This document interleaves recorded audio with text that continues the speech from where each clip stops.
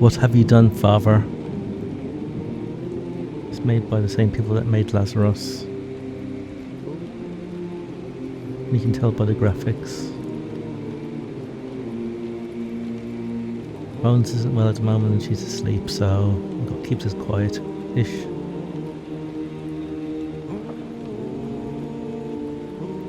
Come follow me, and we played horror games most nights these days.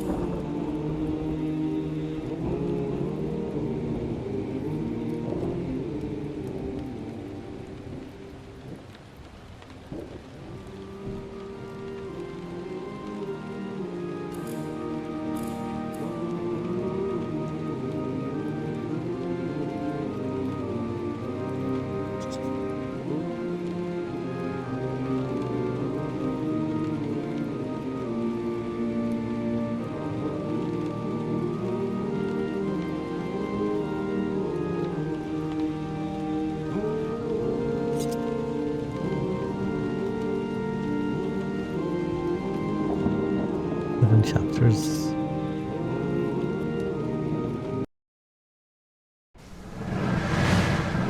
In shadows deep where echoes dwell, a priest once pure, now bound in hell. Through caverns black his sins unfold, a tale of woe in darkness told. Beneath the gaze of fiery eyes, a demon speaks with mournful sighs. O fallen shepherd, stained in shame, your sacred vows now just a name. In chambers dim, your secrets bared, the cloth you wore now torn and tear. A symphony of sorrow, chants unsung, in this abyss where sins are wrong. A priest entwined in darkness deep, in hell's embrace forever kept.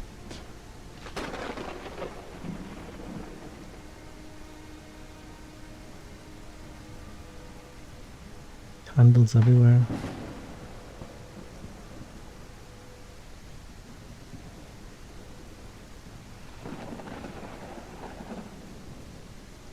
It's a lamb.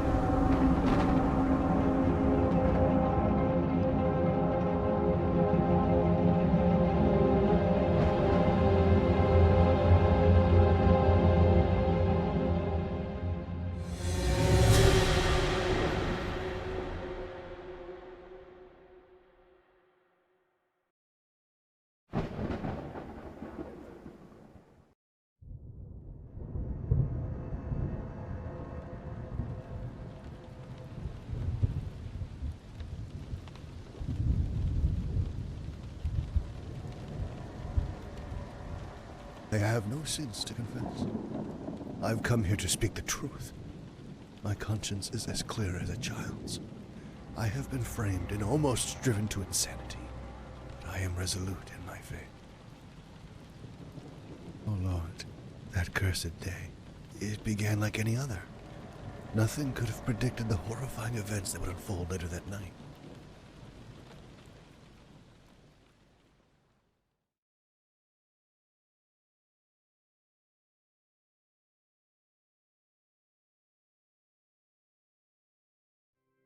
Our Father, who art in heaven, hallowed be thy name.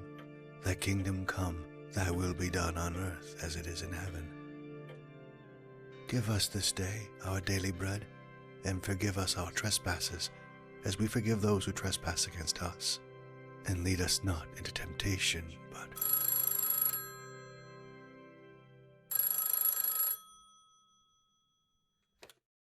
Hello? Hello, is this Father Matthias? Yes, speaking. How may I assist you? This is Marina Constanza. I'm a member of your parish, though I think it's unlikely you know me. I'm not much of a churchgoer. Oh, it may seem weird for me to come out of nowhere and ask for your help. I'm not even a good Christian. Banish the thought. God, in his infinite mercy, takes care of all his children. But please, tell me more about what's troubling you. Thank you, Father. You're too kind, but I'd rather not talk on the phone about my situation. I'd like to meet you in person if possible. It is a delicate matter. Can I come by?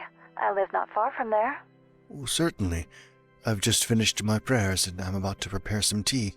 Do you have any preferences? You're too kind. A cup of strawberry tea would be lovely. Right. Then I'll be expecting you. If I'm not available, Felix, one of my students, will assist you until I return. Thank you. I'll see you soon. God bless, and be safe on your way here.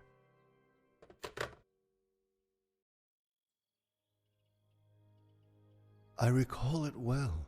It was a few days before Christmas, just after Vespers. The distant sound of the organ in the nearby chapel filled the air as I readied myself to meet Lady Marina.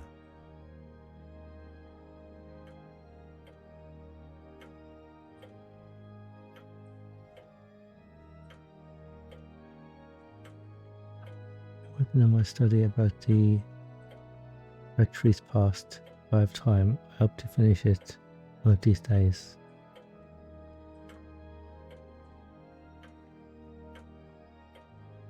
Okay, this is a bit laggy.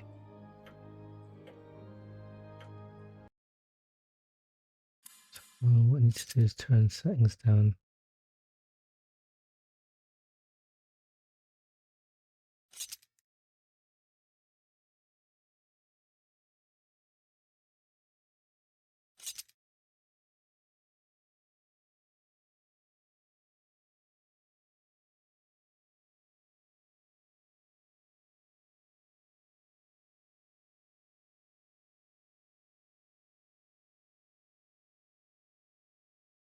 It's quite a new game at the moment.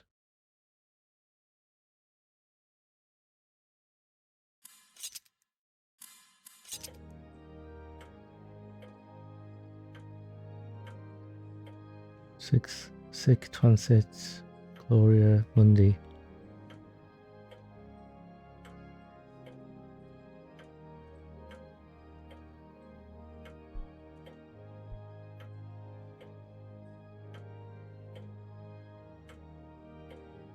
Okay, Lady Marina is going to be here soon. I should prepare some strawberry tea as she requested. Lord Jesus Christ, Son of God, have mercy on me, a sinner.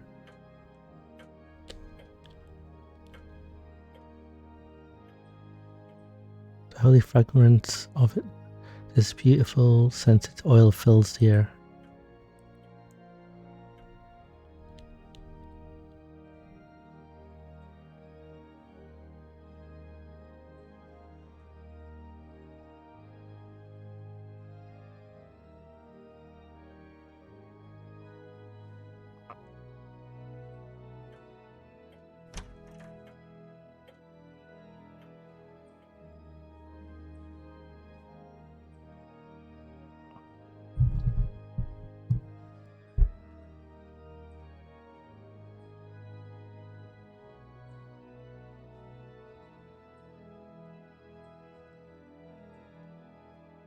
God bless, how are you?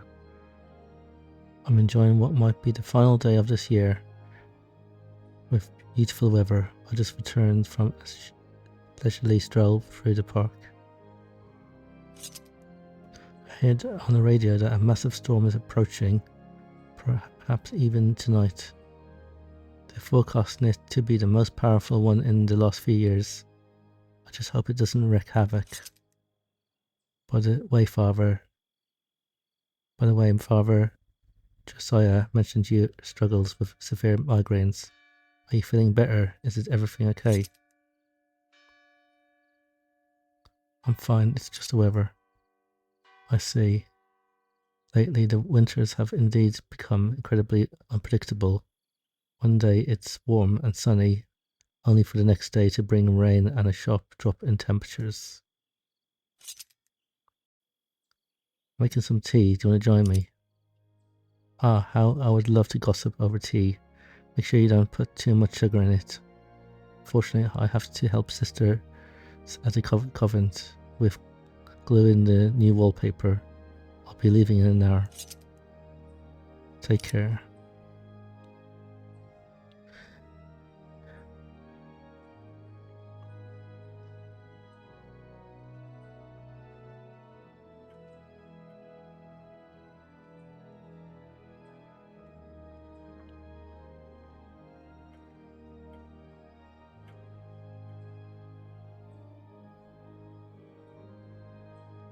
God bless. Staying for Christmas. God bless. While I call this place home, I like it very much, especially during Christmas. It brings back pleasant memories from my childhood when times were better. Anyway, how are you feeling? You look a bit pale. I'm fine, praise the Lord. I'm just a bit tired. Tired? The long winter nights can leave one restless. I've had my share of insomnia too. I usually go to the chapel and pray. It's strange how sleep overwhelms you when you try to pray to the Lord. Temptation have bothered me since ordination as well, but I try to resist them. Confession is the best remedy in situations like this. Perhaps I'll even go and confess to the bishop later. There are a few things that have been bothering me, but we'll talk sometime about this. Sure, I was making tea. You want to join me?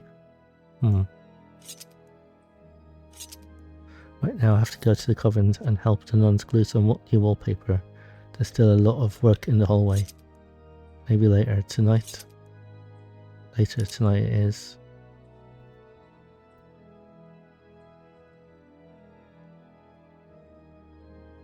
Europe is currently grappling with a disturbing surge in violent crimes. Extensive research has been conducted to shed light on this disconcerting reality. While we may express our concerns and diligently prosecute the perpetrators, the justice system is actively seeking innovative approaches to prevent these violent acts from occurring in the first place. Psychologists have revealed that a significant majority of criminals bear the weight of troubled pasts, which fosters a misguided belief that they possess the upper hand and the right to seek revenge against those they perceive as weaker. Moreover, research highlights a lack of moral compass among the younger generation, which could be a key contributing factor to the increase in violent crimes. Many individuals in this generation look to institutions such as schools, the government, and even the church for moral guidance, raising questions about the trustworthiness of these institutions.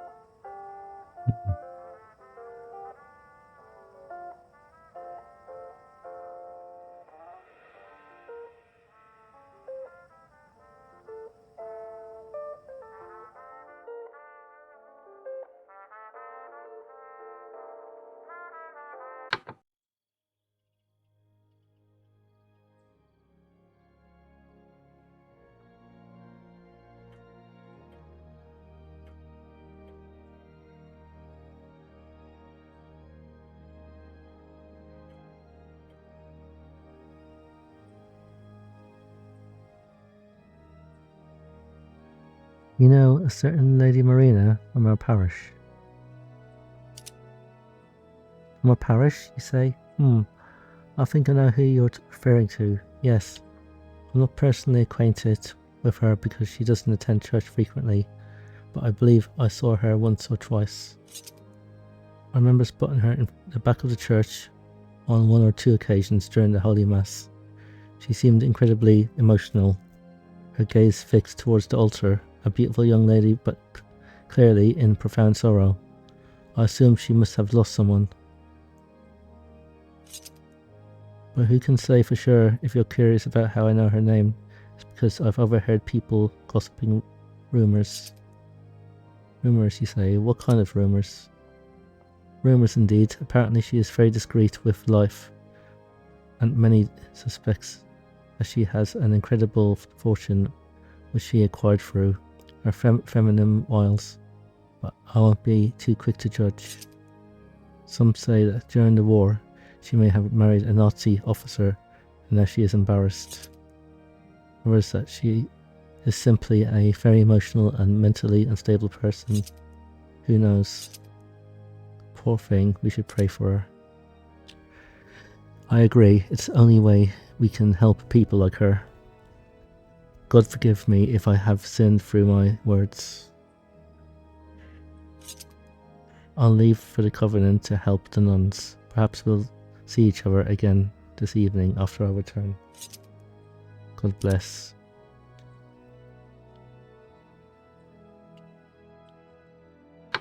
Europe is currently grappling with a disturbing surge in violent crimes. Extensive research has been conducted to shed light on this disconcerting reality. Alright.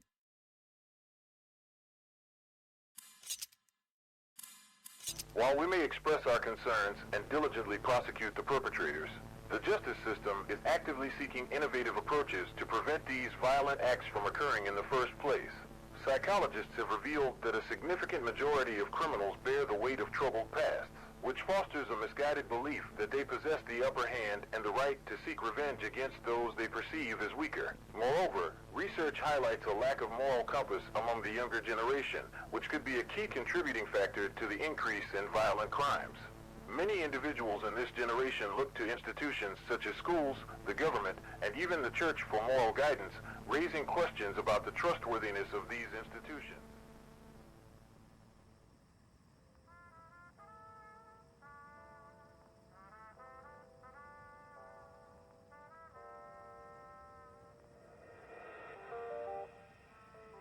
Supposedly, it's an obsidian mirror believed to reflect one's inner spiritual self. This one is quite old and reflects nothing.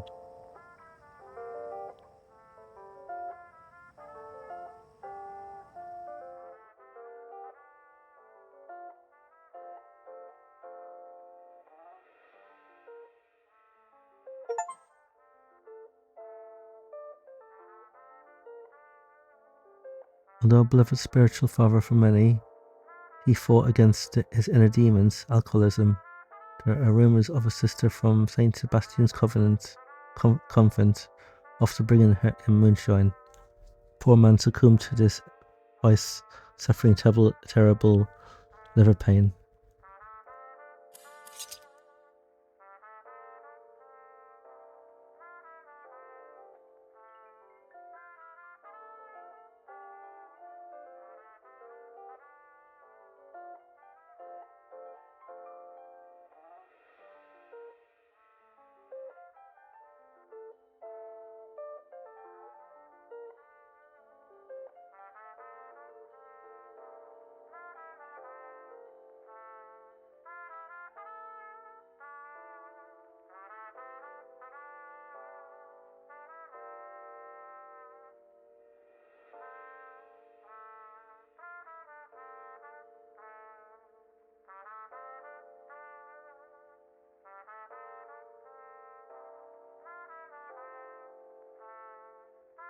Hey, Risky Biscuit.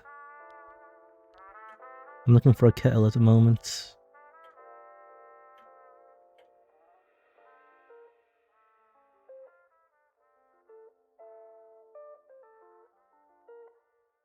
Hail Mary, full of grace, the Lord is with thee.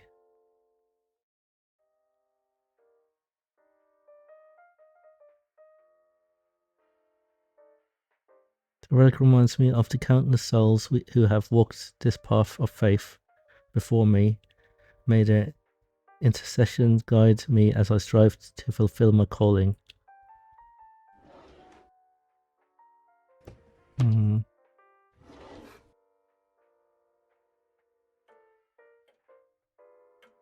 Kettle, found it.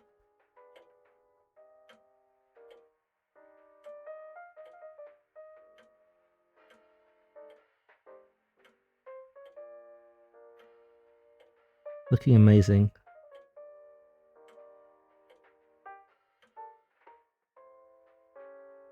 Take a shower later. For now, I should prepare some tea.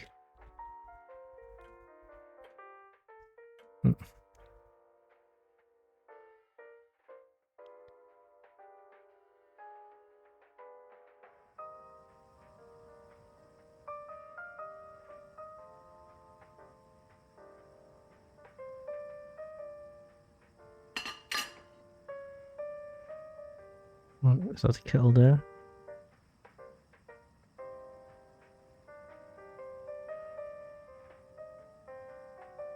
Oh, I can't find this kettle anywhere.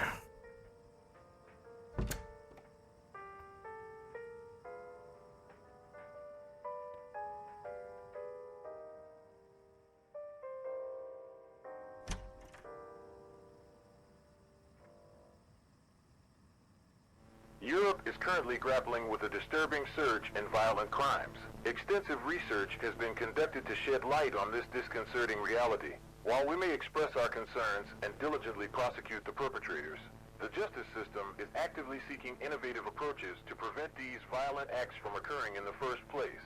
Psychologists have revealed that a significant majority of criminals bear the weight of troubled pasts, which fosters a misguided belief that they possess the upper hand and the right to seek revenge against those they perceive as weaker. Moreover, research highlights a lack of moral compass among the younger generation, which could be a key contributing factor to the increase in violent crimes. Many individuals in this generation look to institutions such as schools, the government, and even the church for moral guidance, raising questions about the trustworthiness of these institutions.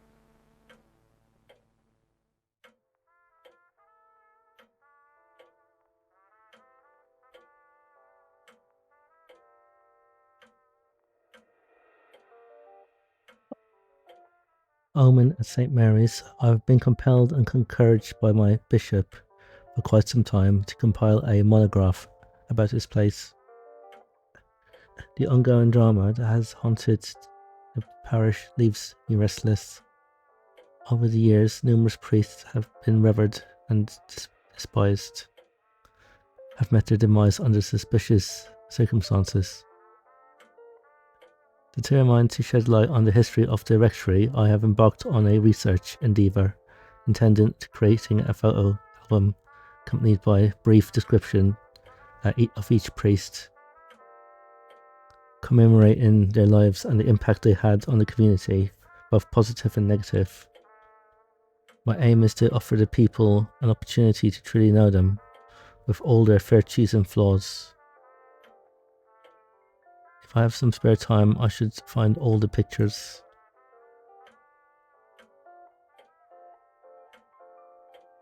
Right.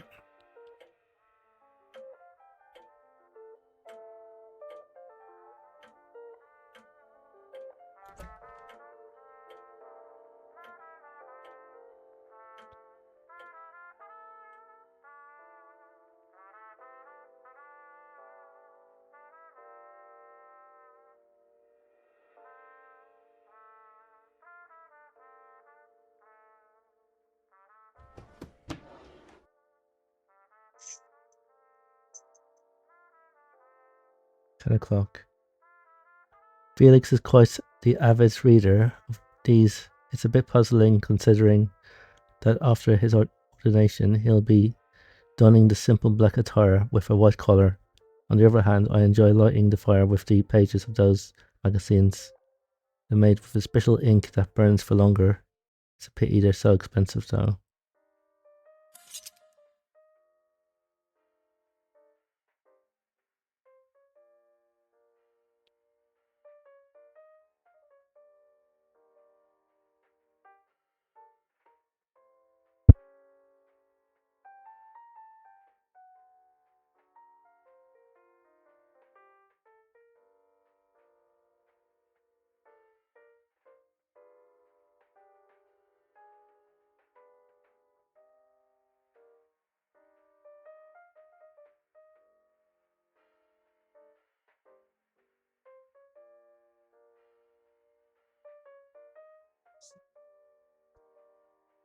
Did you play a demo?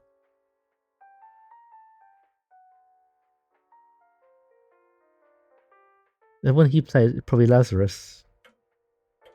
It's this same people, you can tell. But this one came out today, or just like not long ago, as in a few hours ago. But yeah, same people. It looks similar, doesn't it? Graphics.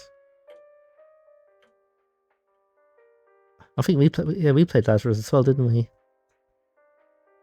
A couple of hours. We completed every game. We watched CJU for a bit, and then we got this game. This is £5 as well. I know it's made by a company that we know at least, isn't it? The company that made Lazarus. Europe is currently grappling with a disturbing surge in violent crimes. Extensive research has been conducted to shed light on this disconcerting reality. While we may express our concerns and diligently prosecute the Found it. perpetrators, the justice system is actively seeking innovative approaches to prevent these violent acts from occurring in the first place. Psychologists have revealed that a significant majority of criminals bear the weight of troubled So what do you want? past, Citrus which fosters a or misguided belief blueberry that they tea? possess the upper hand and the right to seek revenge against those they perceive as... Yeah. I'll put a kettle. Okay, I'll put the kettle on. There should be a pack of strawberry tea somewhere. Strawberry tea. Let's look for that one.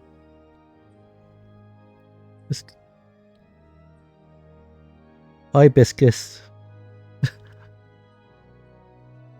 That's the one I like, isn't it? Hibiscus.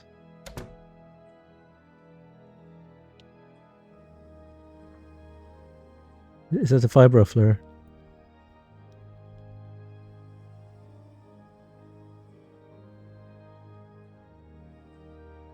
Don't worry, I've got my headphones, so if I sleep, then I can keep all down. Everyone doesn't mind me reading quietly.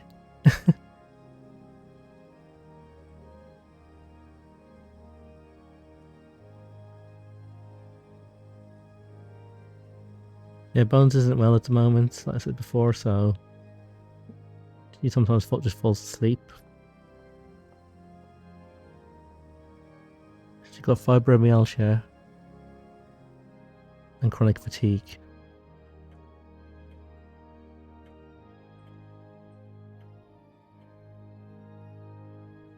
Yeah, but I'm not touching it. I don't want to get my hands dirty. Okay. It's got a guest coming over. I need to find strawberry tea.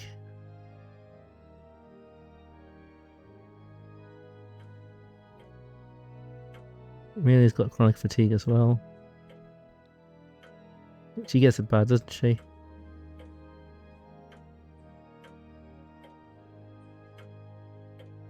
And no, it's not because she's a cat. It's because she's an old cat. Cats run around and play. I know.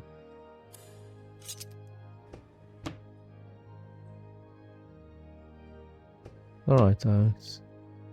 She's happy anyway, isn't she? Found it. Oh, that's blueberry tea. Damn it. Read it already. It's there. I made coffee, so I've done your tablets.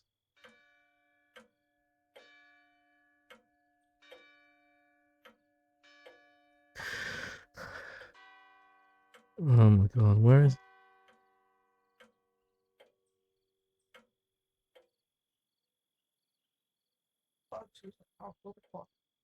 Them. Probably.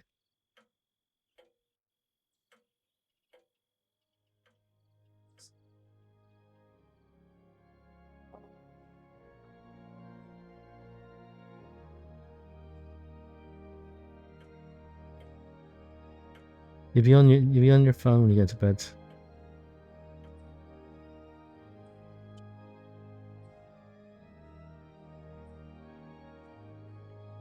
Yeah, I noticed that you say you're really tired and then sitting on your phone.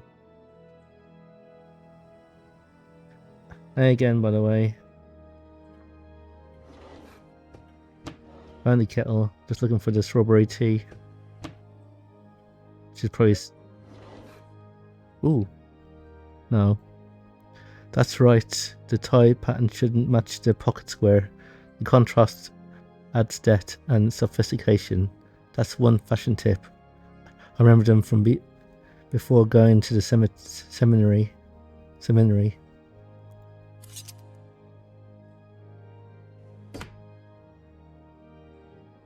Yeah. But it's just like the 40s and 50s or something.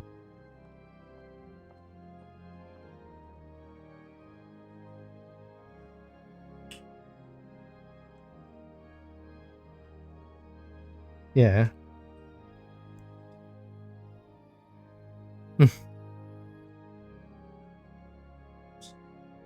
I know. There are other games like this as well. Far too much.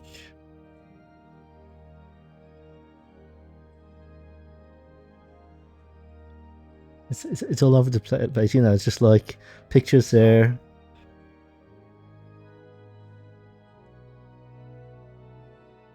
Oh, you could choose to burn it down, or you could choose to just leave. I just there. Looks like it. So what I did was I tried burning it, and then I ended up getting killed in the other game. So I ended up I went back and then just left. There it is. I've been looking for you everywhere. Dear Father Matthias Martin, I have purchased this strawberry tea pack for you as a token of gratitude. Your guidance means a lot. From your humble novice, Felix. Felix, a devoted seminarian and generous young man, constantly attentive to the needs of those around him. Okay, so I've got strawberry tea now. Let's go and make our tea, because our guests are coming.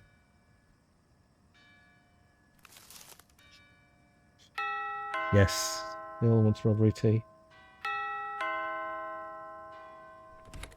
You like the Good graphics in evening. these ones? My name's Marina. We talked earlier on the phone. Good evening, and God bless. I am Father Matthias Martin, at your service.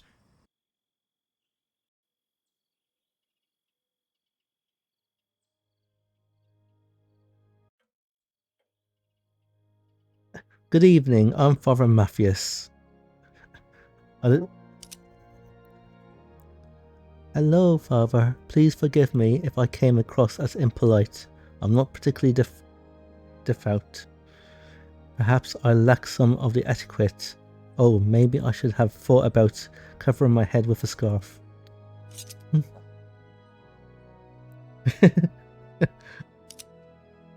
No worries. Oh, thank you. You know, I didn't expect such a warm and welcoming reception. I've always been a bit of an outsider. I tend to stand out, and it's made it hard for me to blend in with other parishioners. You can read her lines if you want. But I don't want to take too much of your time, Father. I find myself a delicate situation and I'm not sure how to proceed. I've heard nothing but good things about you, and I believe you've the only one who could help me and provide a blessing. What does it sound like? Oh, is there anyone else here? I apologize. Perhaps I should keep my voice down. I tend to speak louder when I become excited.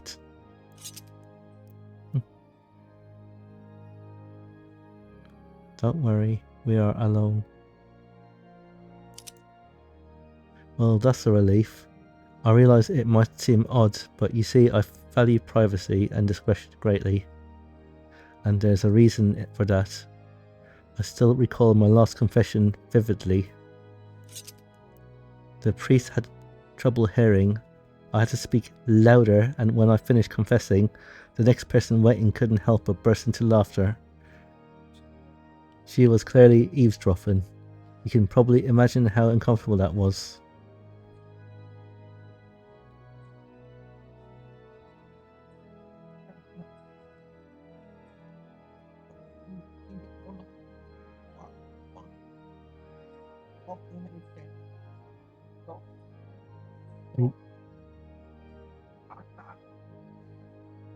Don't want to listen to the confession box either. Yeah, but they're listening.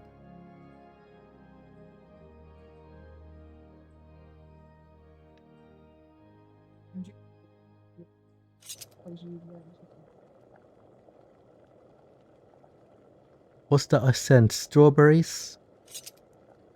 Oh yes, the tea must be ready.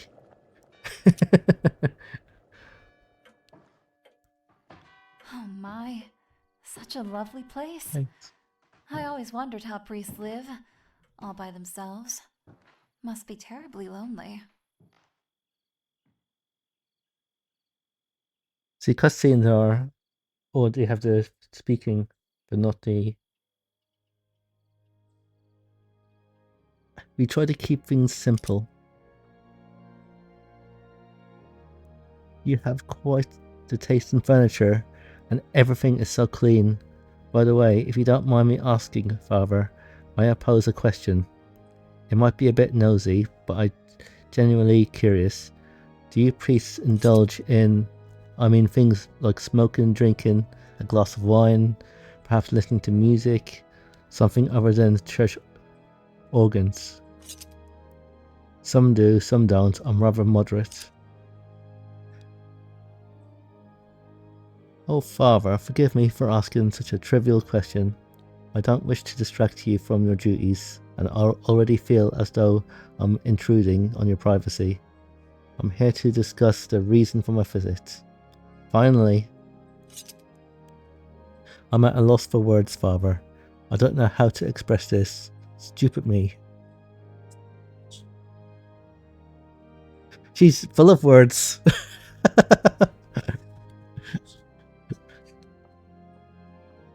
She's already full of words. And I rehearsed it dozens of times at home. You see, I feel utterly helpless, vulnerable. I don't know how much longer I can endure this. Let's just spit it out. Oh. Oh my god. Just spit it out. But I'd rather be blunt, Father. Please don't. Really. It concerns you. Me, dear Lord. In what way? Ever since you arrived at our parish, yeah, things have changed, and I resent it. Before everything was so ordinary, but now it's you I must see every Sunday, standing before the altar, your arms open, looking out over the congregation. All my life I have been devoted to the Virgin Mary. I prayed the rosary every night and even aspired to enter the convent. But then you showed up. From that day on, I couldn't bring myself to attend Mass and to see you. The few things I have been to church all these years, I couldn't help but feel the overwhelming rush of emotions. I would start crying and perhaps people believed I was on fire for Jesus. When in fact, oh, how can I say this? I know it's not right. But the truth is that, wait for it, I love you, Father, with all my whole being and from the bottom of my heart. I don't know what to say. Temptation. Temptation is the urge to sin, whether through persuasion or the promise of pleasure, which can be external or internal, affecting one's willpower.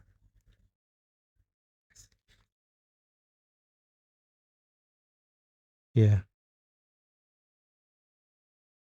Not allowed. No. Not allowed. No. Not in the Catholic. Oh, it may stem. Yeah. It may stem from our inherent inclination to the evil due to original sin, or from the influence of the devil. However, temptation itself is not a sin, only when the will consent does sin incur.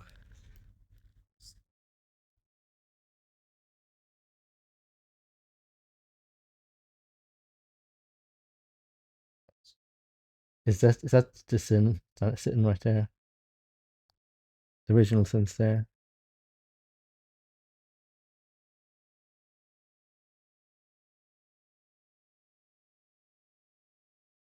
Whiskey Biscuit, you're having a religious class here now.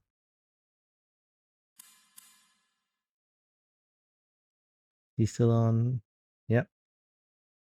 This class is about religion.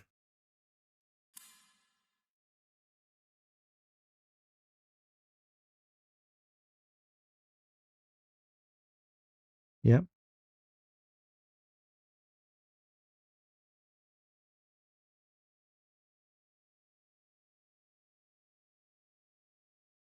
Didn't say it was a horror. It said it was horror elements to this game.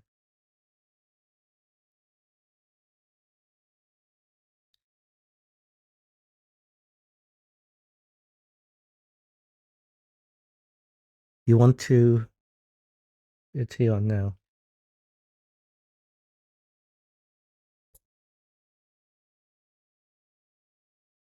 I will quickly send the message. 45 minutes already. Wow.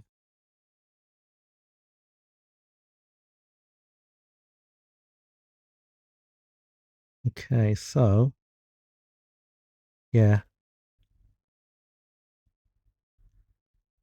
that's the one. So if I put down 1 second, you will be having a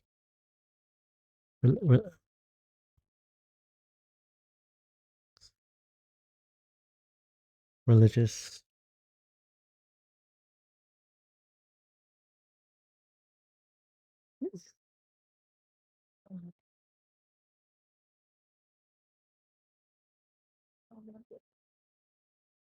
Yeah.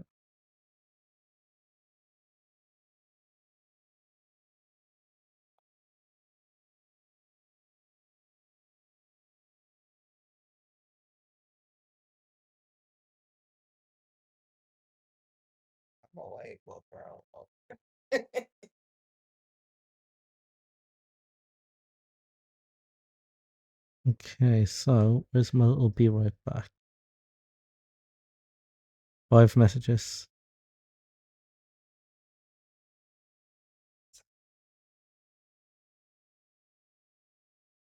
You're sleeping.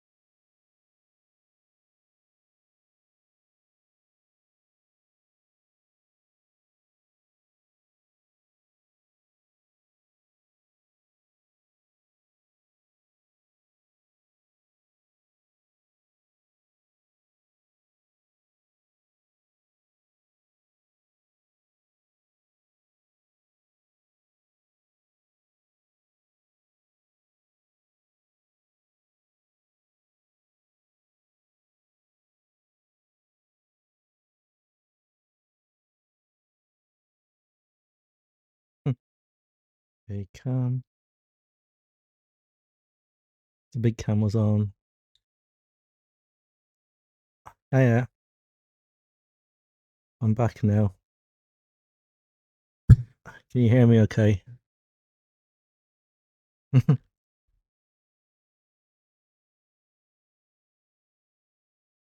Okay.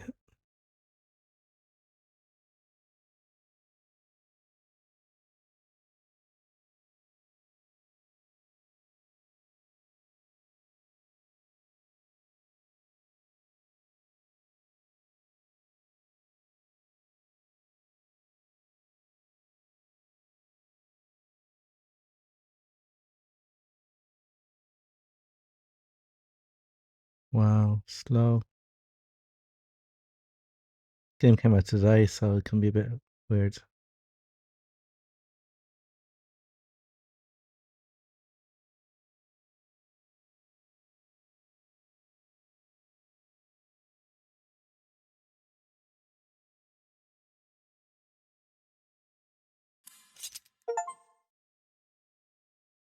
Finish chapter 2.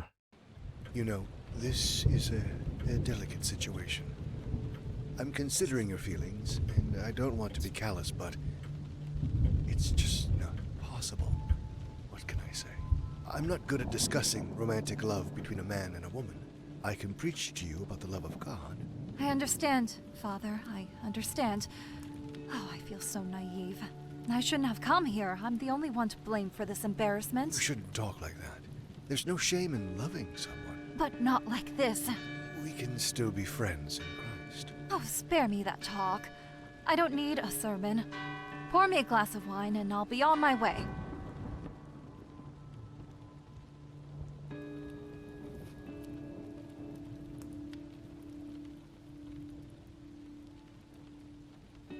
She's as insistent as she is pretty. Oh Lord, what am I thinking? I should bring her the wine and end this. We've been talking for almost 3 hours. I'll treat her with my spare bottle. First, I'll take a look around. She brought a lot of stuff. Took over my space.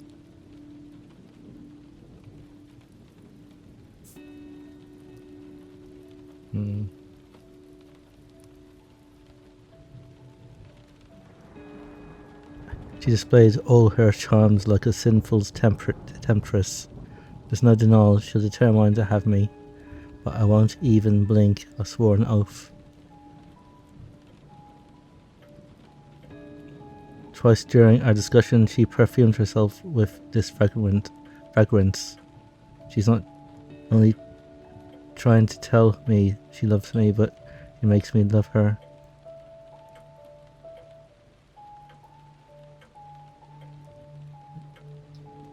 Train ticket. Constanza Marina. Buttressed. A train ticket for tonight. Unfortunately, she missed it a few minutes ago. What was her plan? That was all on purpose.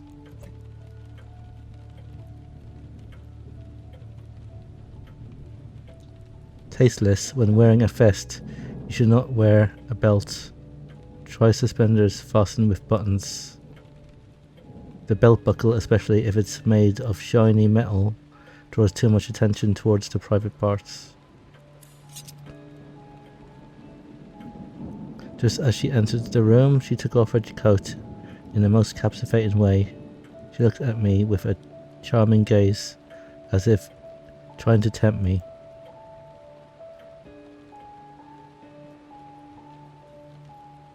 So...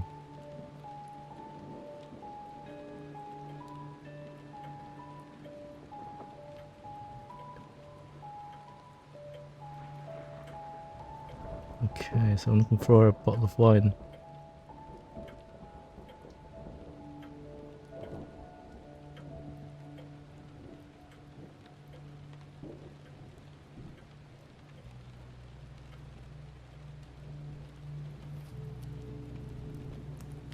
We finished the tea almost an hour ago.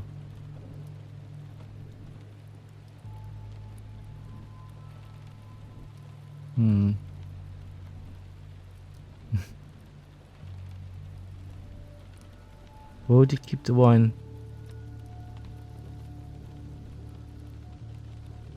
Oh, up there.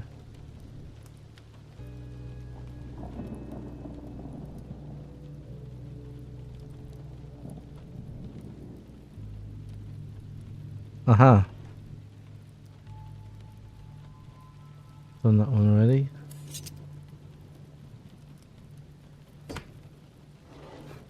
It's not in there. Not in that one either.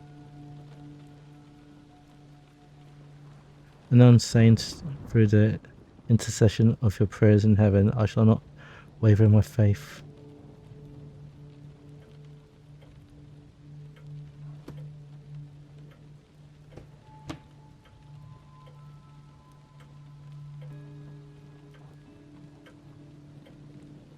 Nope. I'm not going to look in her first.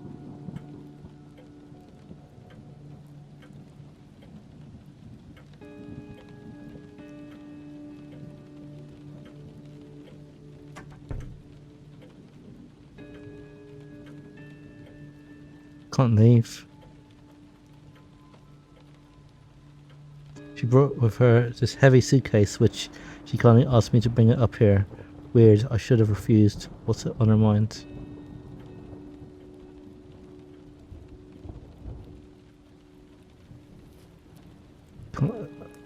Let's see, quest.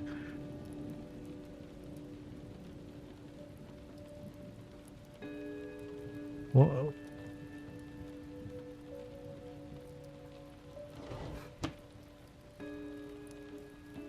You wouldn't leave wine up here, would you? Oh. Oh, thank you. This sweet red wine is exactly what I needed. And what a treat it is to enjoy it in such a charming company.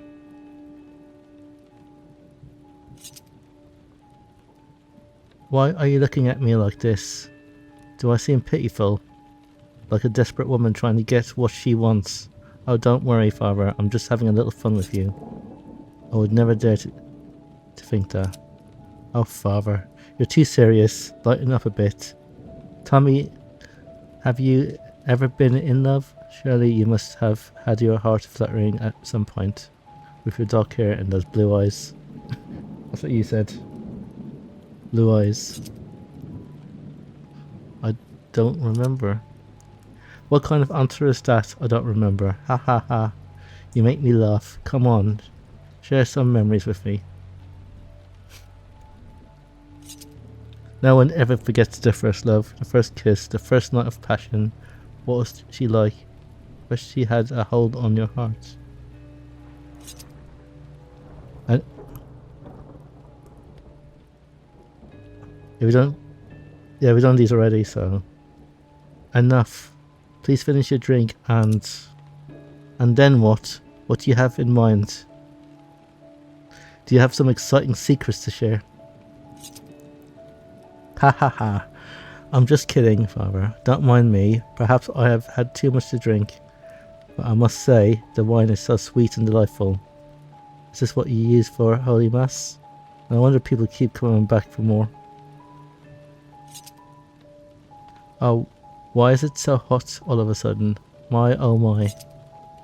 What were you talking about? Oh, oh yes. About your first time. What was that like? Yeah. Wait. Don't answer me. I should have assumed that by now. You are a virgin. Yes, that's it. That's why you are so shy and dismissive. I should have known.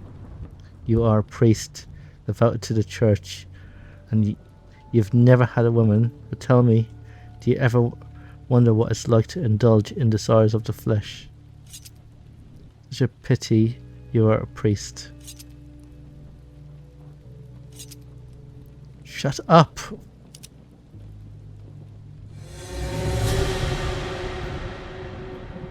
Don't do it.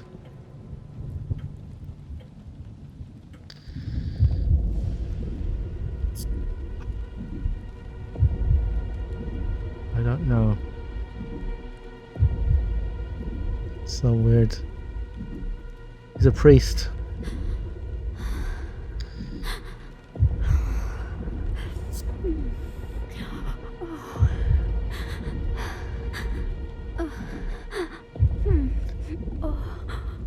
Yeah, this is set to 18, the stream, so... Venial sin. Venial sin refers to a minor offence or one committed without full reflection or consent. Although it weakens the sinner's connection with God, it does not signify a deliberate rejection of God, and therefore does not entirely obstruct the reception of sanctifying grace.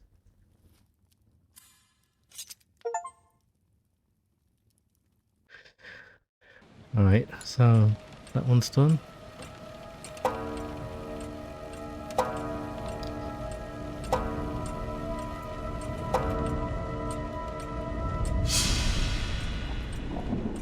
That was the last thing I expected. But in retrospect, Felix always was a bit nosy. This is embarrassing. What will he think? Me, the respected priest he looks up to as a role model. God, it was just a mistake.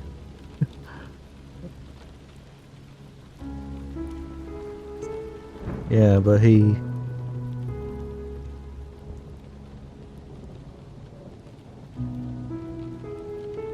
Christ, he saw us. Thank goodness he didn't wake her up. What's he gonna do now? Go for him.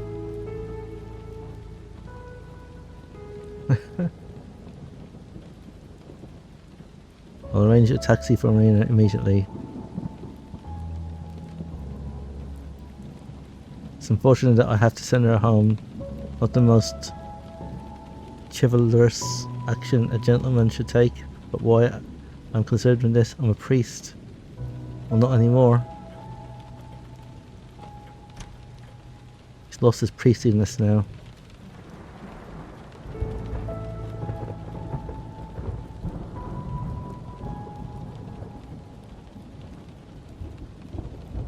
Like, all these women there are ashamed. They saw it.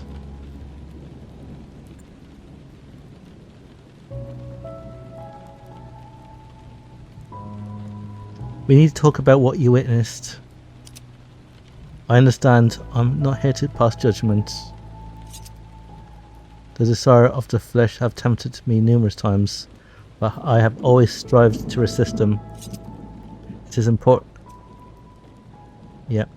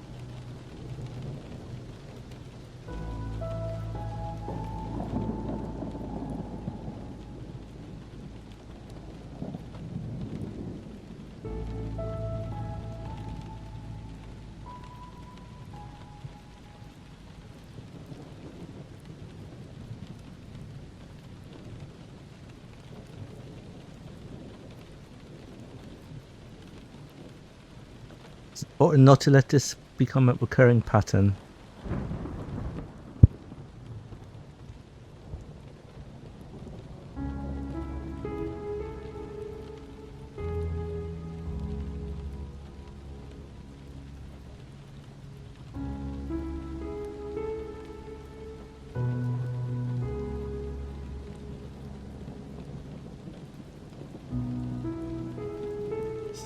Hey Risky, that's fine. We're just talking as well, so. Risky said sorry, just had to jump out for a minute. Bones got in a coughing fit that time, so stop reading out. He's got some chest infection or something at the moment, on top of fibromyalgia.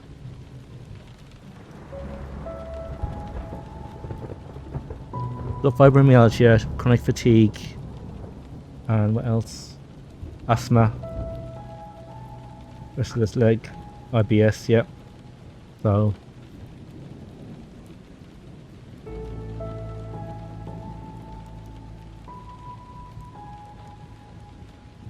But sometimes if you see me on my stream go AFK, that's why.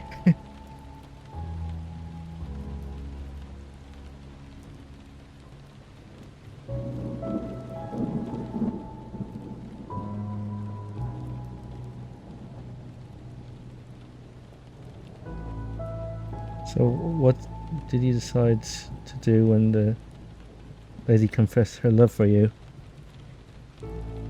He slept with her. You missed the scene. There was nudity in this as well. This is why there's... Oh, spicy. That's why this is content. All my content is over 18 strictly, because the games we play, there's a lot of things happening.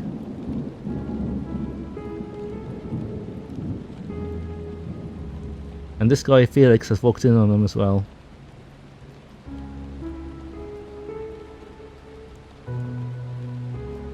There must be something in that strawberry tea.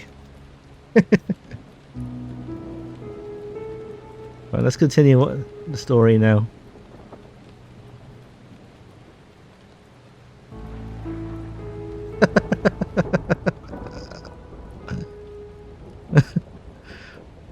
Okay, let's get back in character now. It's been important not to let this become a recurring pattern. Is this a one-time occurrence, or have you experienced such a lapse in your resolve before?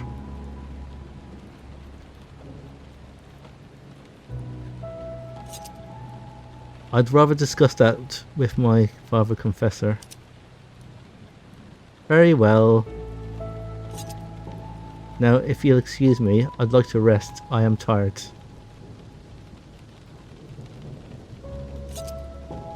Wait, I'm concerned. Oh, you're worried that I might disclose this incident. What purpose would that serve? The best step is seek to guidance from someone you trust deeply. As I mentioned earlier, I am not here to judge you. I too have my own sins. Please excuse me. I am tired. God bless you. Good night. Right, let's have a look.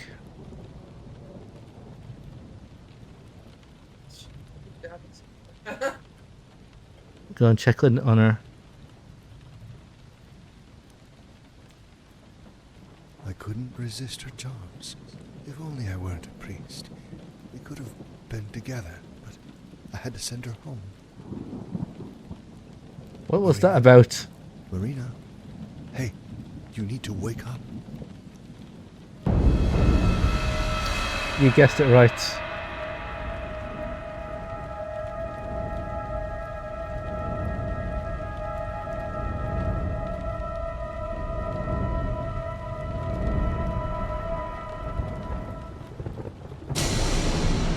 He turned her over.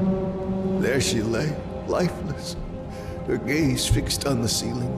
Her expression was one of terror, blood oozing from her mouth. What could have caused this? What terrible chain of events could have led to this?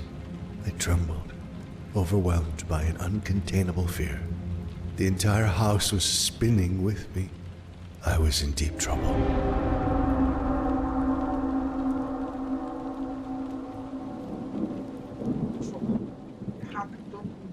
Oh, damn. I raved, demented, gripped with horror and bewilderment. All my efforts to bring life back into her body were in vain. Only hours later, I found some comfort in prayer.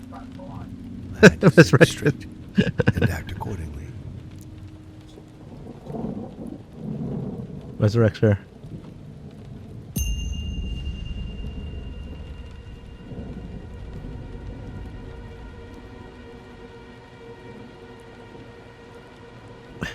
How on earth did this happen?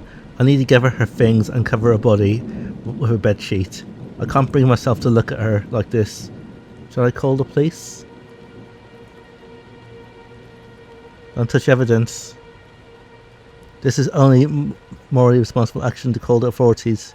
But how can I? What is an allergic reaction to this? I doubt it. Was it an allergic reaction to this?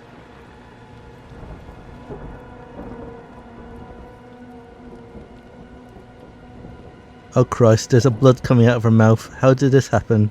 I should cover her body with a white bed sheet.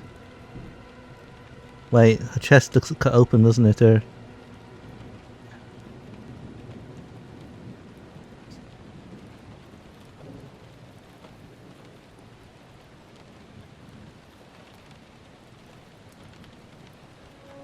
So I need... He said white bed sheet. Was it perfume that killed her? The scent still lingers in the air. There's a sheet. I'll cover her up first. Tell you what. Whoops. There's the door. I don't want Felix to see this. Is that better?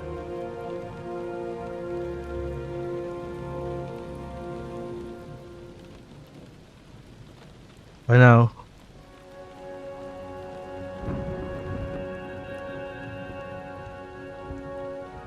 Risky, what do you think? I'm not going to call the police. They're surely pointing fingers at me, especially since Felix stumbled upon us. I'm undoubtedly looking like the prime suspect. I won't call the police. See in her bag. Who is she? I will take a look inside her purse. At least I will get to know more about her.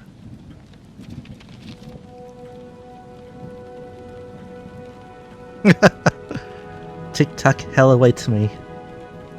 Tic-tac. I've had enough. It's the third time I was saved by people after attempting to jump off the central bridge. But why would you care? The beatings, the humiliation I endured at your hands. It's all coming to an end tonight. I'm leaving. You told me countless times that you'd be better off if I was dead. But I won't give you that satisfaction. Instead, I'll leave you. I'm going to somewhere far away, somewhere you'll never find me. Rot in hell. She wanted to leave him. This explains the train ticket. The very idea unnerves me, yet this presents an unforeseen chance for her sudden vanishing. Right. I must get rid of this. God, I feel like a criminal. I hope I'm doing what is right.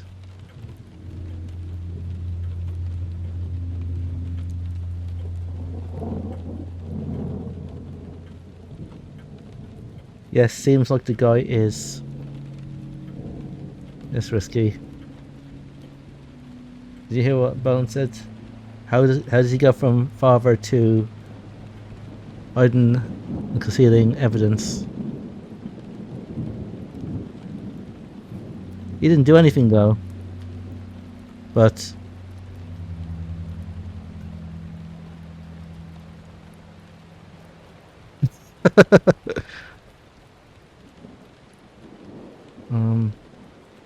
Maybe he did. Maybe he had a sleep problem and then killed her. So I don't have time to stare at this. He's panicking now, isn't he?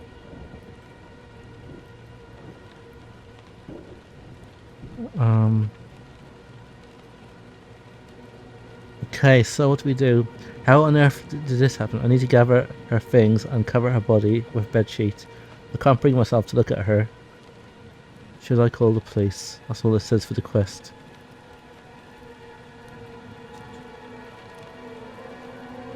Yes.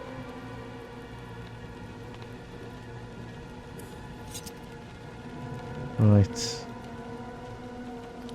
What else was there? Oh, this. I'd rather not touch this, not after what I've done.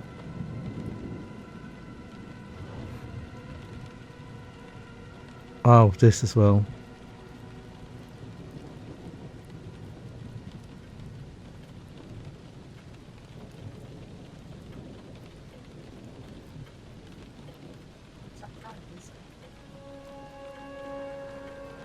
I've read this already.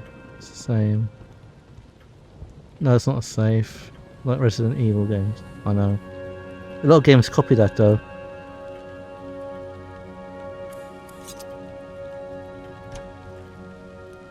Should I? Okay. Where does this come from? Oh, what? Who brought this here? Can't go in here yet.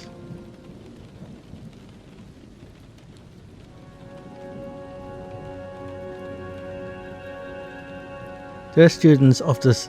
Oh, I've read this one already.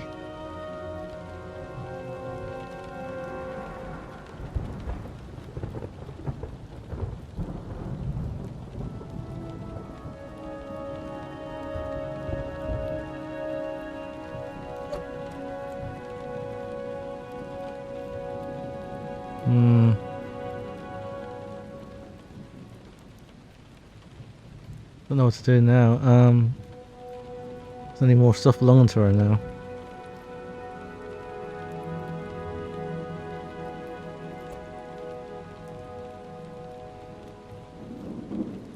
Fresh towel and flickering candles. Someone is getting ready for a warm and cozy bath. That'll be Felix, probably. Who smashed this?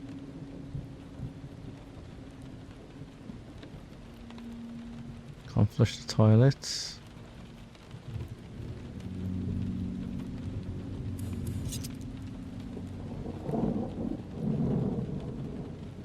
Can't open them. Right, let's go. Who? No one.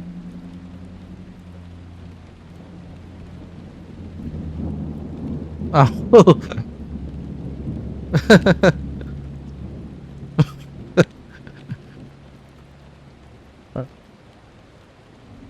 Well, we got a seat in the bathroom.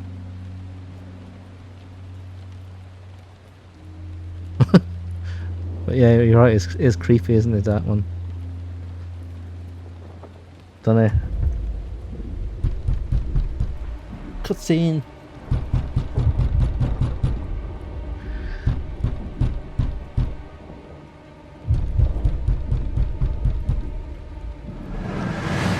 Found it.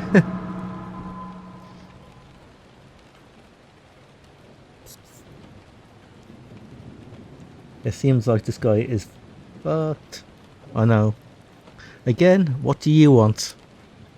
I apologise for barging in like this. You always insisted on informing you about the Friday night vigil in case you forget.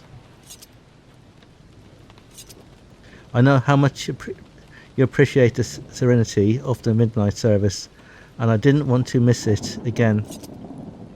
Right, the midnight service, I completely forgot about it.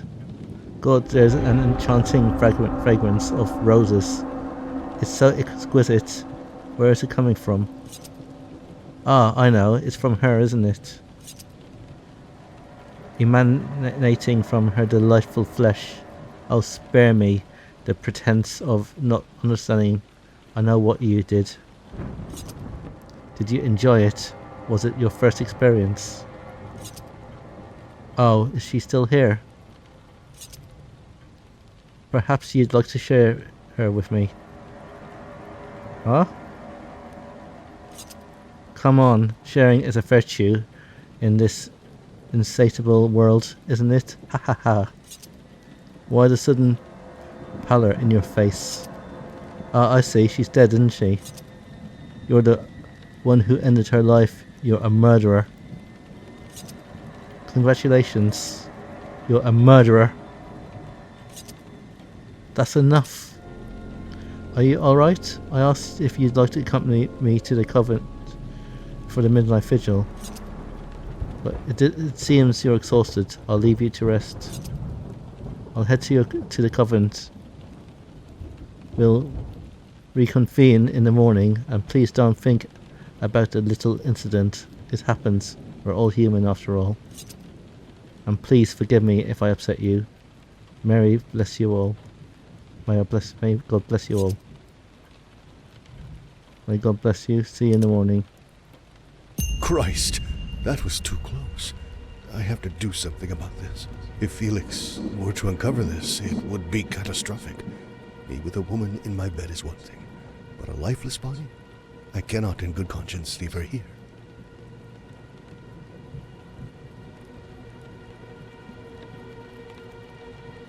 So what do I do with her?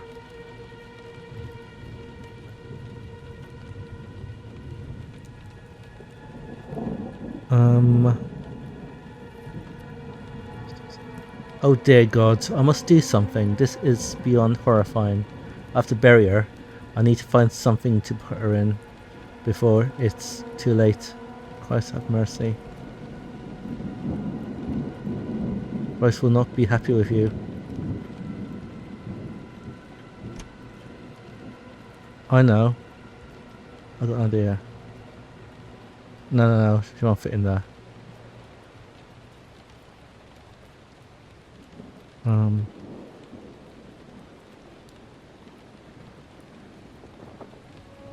Not this way.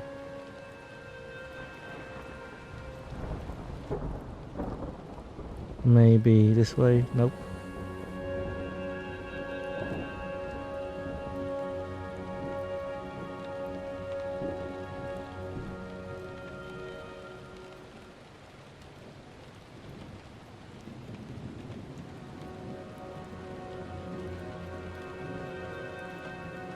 One second, my tablet is dying.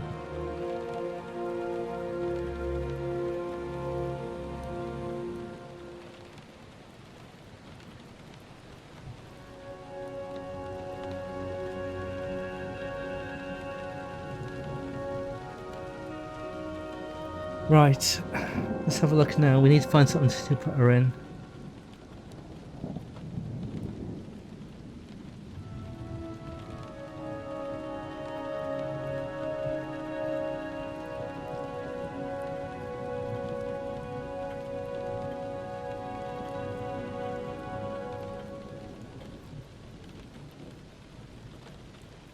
Bed. Sheets.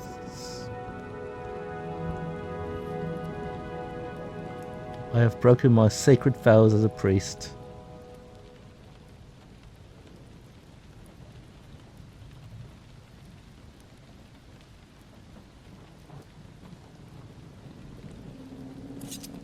Clicking on those. Close that as well. Okay, what should I put her in?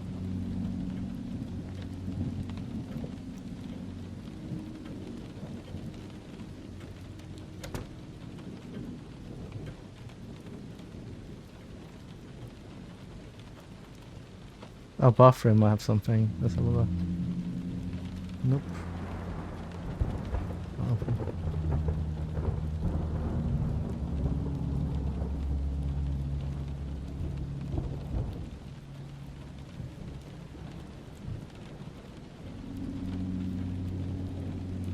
Aha! If he wants those books donated, he won't miss them. This old chest is large enough to fit one person inside. I have to remove all the clutter at first. Found it. Let's get on with this thing. I'll tell Felix that I used this massive chest to move his stuff to the old rectory.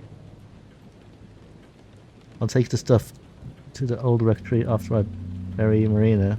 Hope no one will ask tomorrow where the chest is. Father Josiah and I, we share more than he might admit.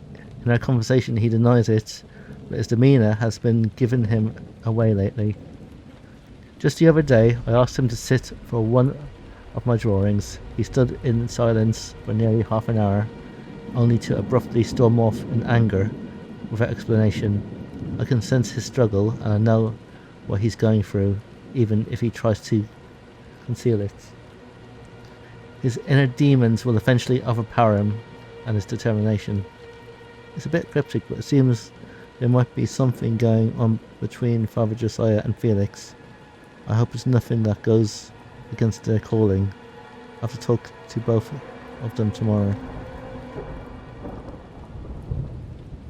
Unwillingly, I found myself ensnared in a cruel game, seemingly orchestrated by either God or perhaps the devil. What choices did I have? I struggled to banish the unsettling notion that I might have, in some way, played a role in her death. Convinced of my innocence, and determined to remain steadfast in my faith, I proceeded to search for a way to handle Marina's body in the most Christian manner possible.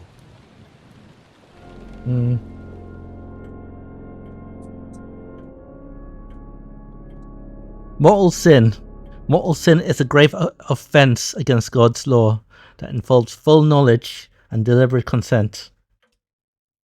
It severs the sinner's relationship with God and deprives the soul of sanctifying grace necessary for salvation until repentance and absolution are sought through the sacraments of the church. You can ask for forgiveness, though, remember? Catholics ask for forgiveness. All sins are forgiven.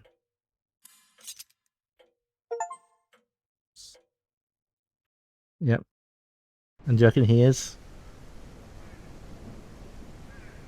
Despite my overwhelming fear and confusion, I came up with a plan.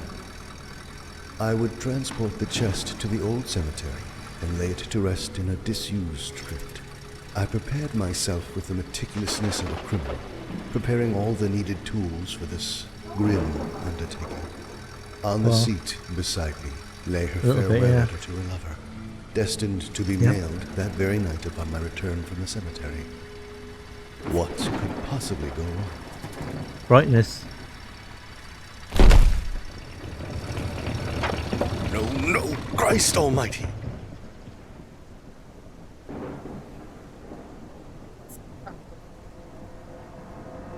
With a body in it, yeah. Oh, or it's blocked.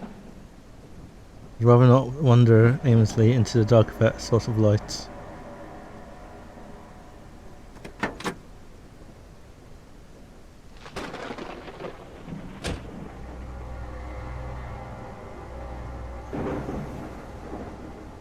Slow.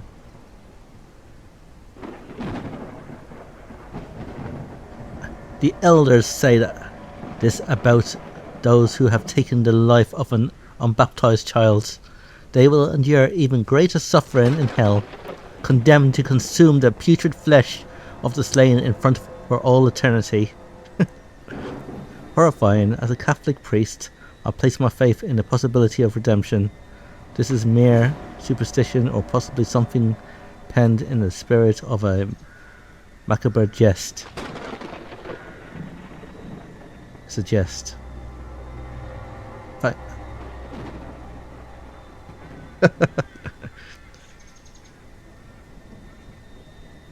that isn't. Thank God there's no baby inside. The blood could be from anywhere.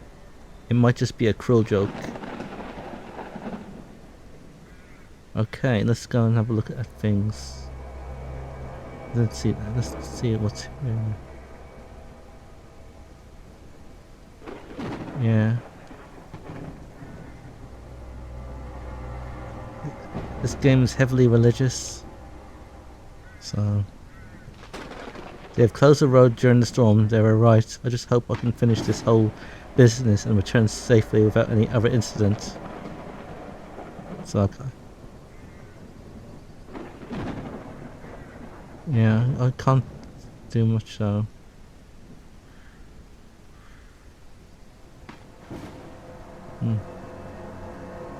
Loads of stuff here. Wait a second. I can stand on the boat. Maybe I can walk this way. Can't walk that way. Special ring. Oh yeah, that's lantern, isn't it? I get what you mean now. Look! I'm past it. Why not go that way? So it's not letting me go anywhere. Let's see. I'm missing something somewhere.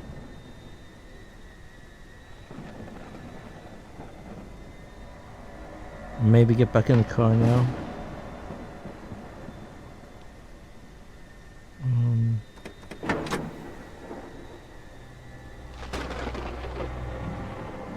I don't know if this is to us. Okay, that's her little note. A flat tire. I should have expected this. The roads around these parts are treacherous. I have a spare tire. It's going to be a nightmare to change. I barely have the tools, but let's hope I can manage to do it. Ooh, what on earth?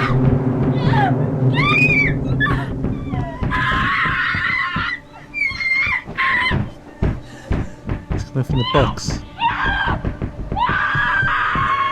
Oh lord, I put her in the chest. But she's alive. Where did I put the key? No, no.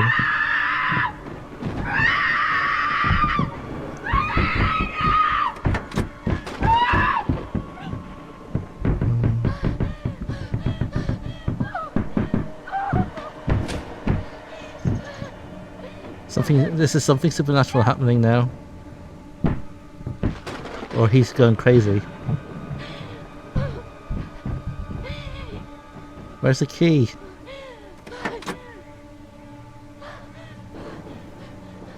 It's not.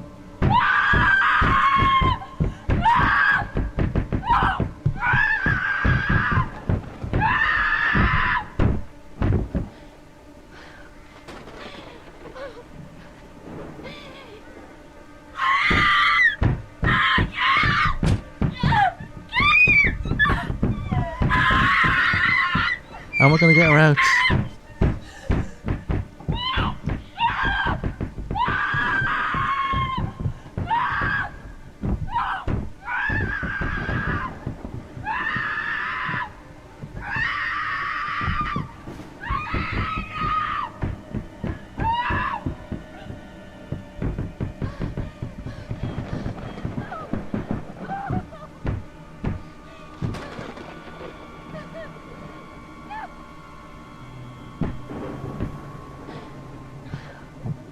I think so.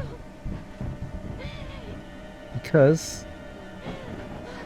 Oh, something's crashed here, so give me 1 second. So the mouse still works. I thought the mouse ran out of batteries. So looks like the mouse still works now.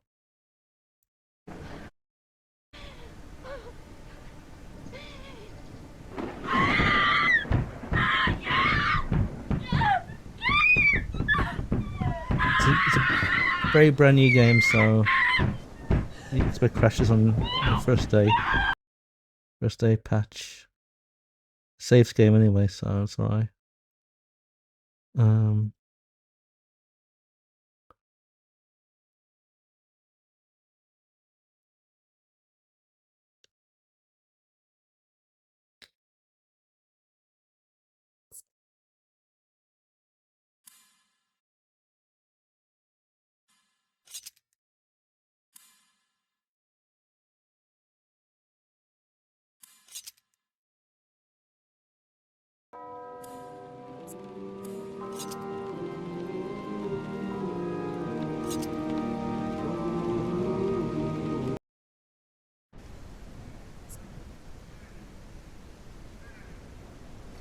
Despite my overwhelming fear and confusion, I came up with a plan.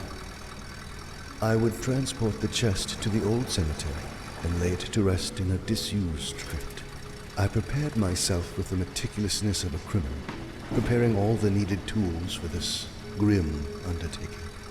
On the seat beside me lay her farewell letter to her lover, destined to be mailed that very night upon my return from the cemetery. What could possibly go wrong?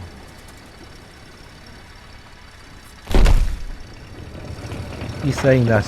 No, Christ almighty!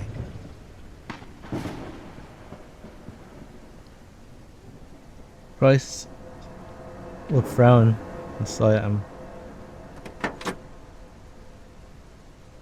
Okay. Flat tire, I should have expected this, yeah.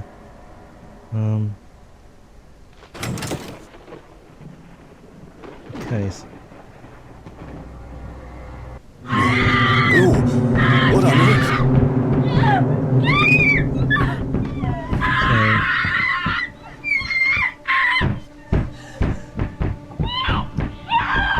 Where's the tools?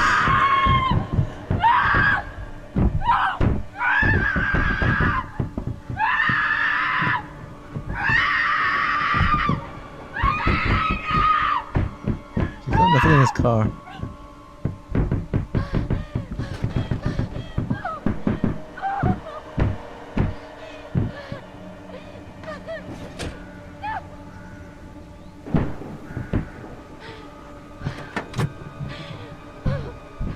So radio, steering wheel.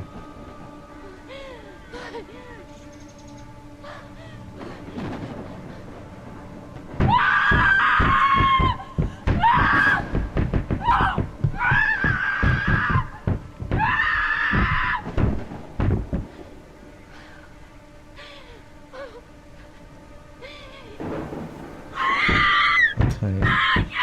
It's looping me.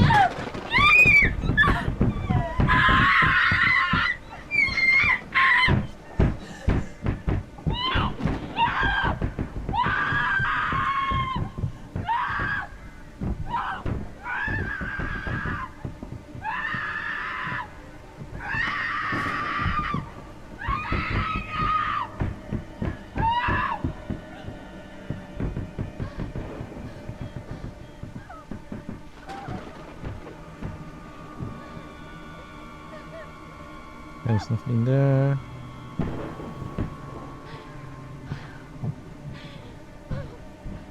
Nothing over this way.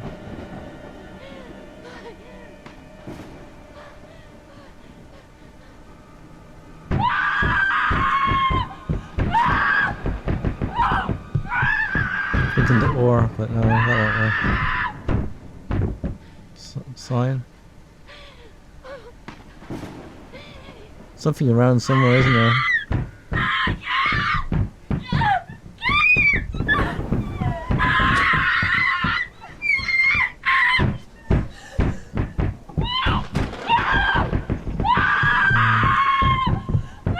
Close.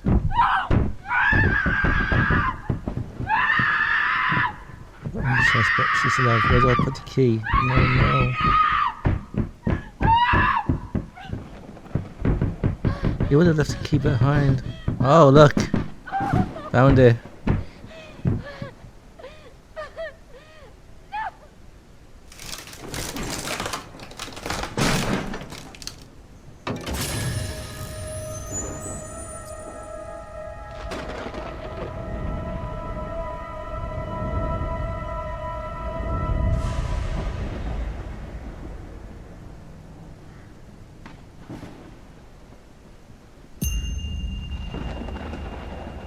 Where is she? I must shield myself with the help of God and not succumb to the temptations of the devil, or I'll lose my mind.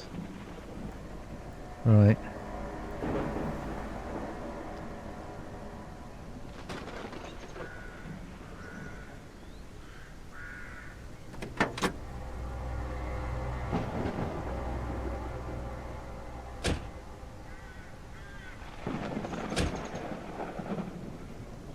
So the hammer is left here.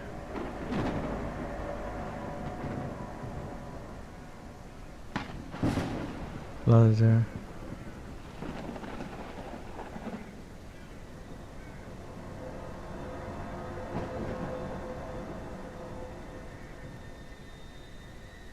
Alright.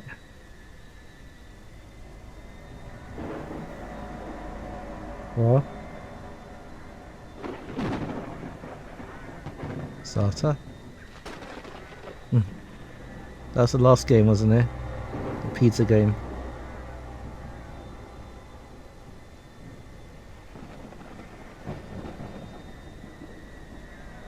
Right.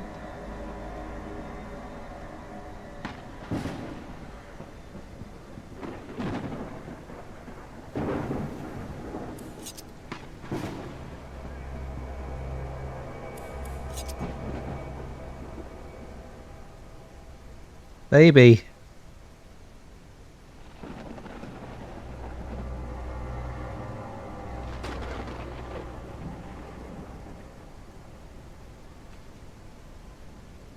Yeah, there's a little baby there.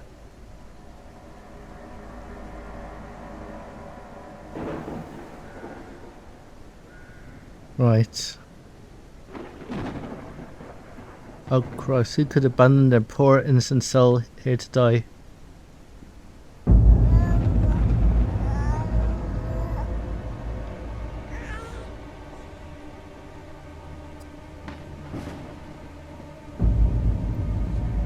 thing.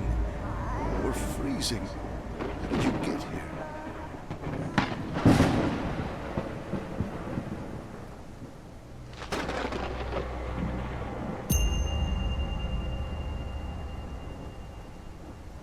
Whoever abandoned him here should still be nearby. The baby couldn't have been here for long, otherwise he would have perished in this unforgiving weather. So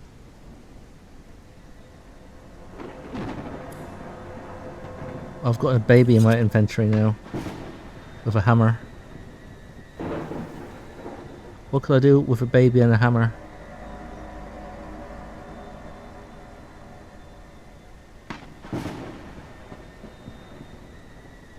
Yeah.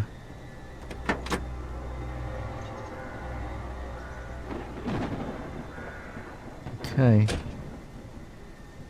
Let's go. I can put the baby in the pram. That doesn't work. Oh.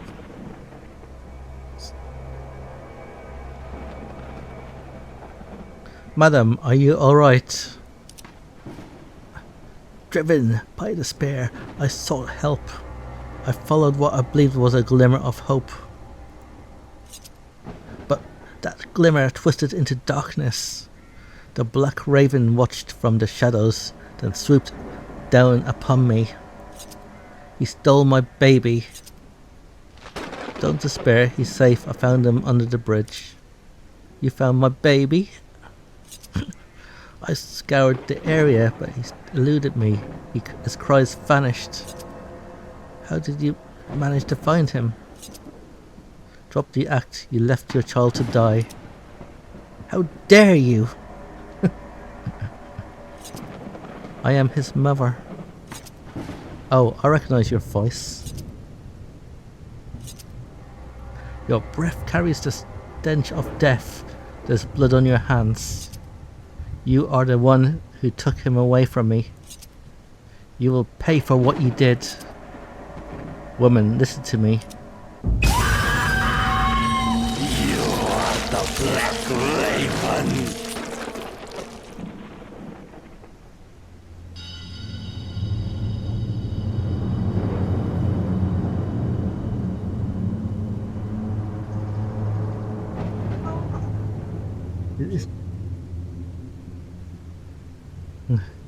There's no doubt in my mind that the infant and her apparition were the work of the devil.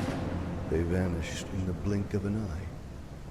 Many Catholic priests dismiss the demonic as a mere relic of the past, but I've witnessed firsthand the reality of evil. Just as God's presence is palpable, so too is the presence of the devil.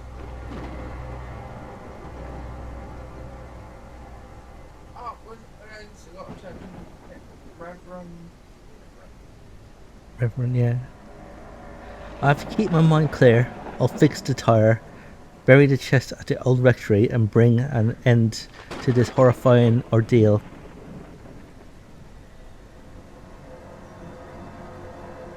I think he's imagining all this. I think he's going insane. Just imagination of it. So, tire. I did not care if it was me who was hallucinating or the devil playing tricks with my mind. Her corpse was inside the chest. As gruesome as it sounds, I released a sigh of hope. Her running around as a tormented ghost was the last thing that I imagined possible.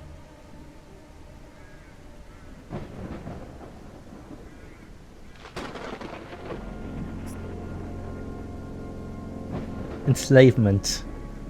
The compulsive repetition of a certain mortal sin can lead to a state of enslavement. One's will becomes overpowered by the illusory pleasures of sin, and even the slightest intention of renunciation or repentance brings great suffering. At this stage, sin has become second nature. Renunciation. Can't even say that word. I finally arrived at the old cemetery just after midnight, tormented by guilt and perplexed by the seemingly unexplainable situation in which I found myself. I knew deep within my heart that the demonic vexation had only just begun.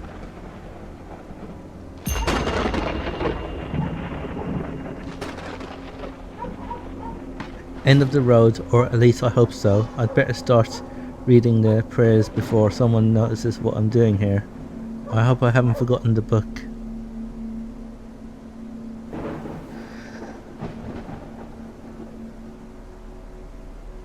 Well, he didn't do anything to her, did he?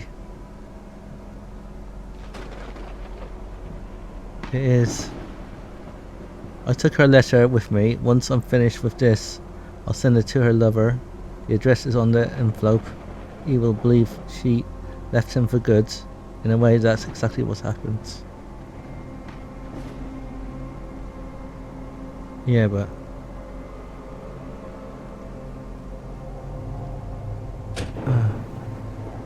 she left someone else, didn't she?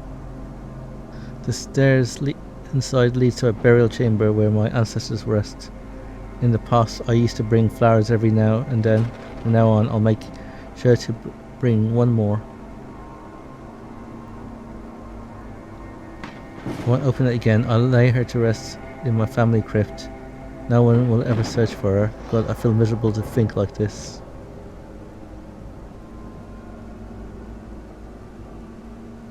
And the prayer book, the cross, the instrument of faith. I won't let my guard down. Okay. Shall I just take a cross somewhere?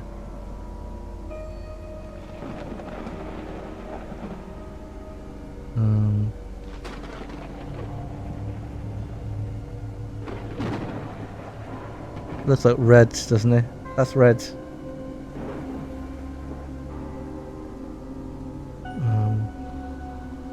Only God knows how many souls rest here. Their bodies turned to dust over the years.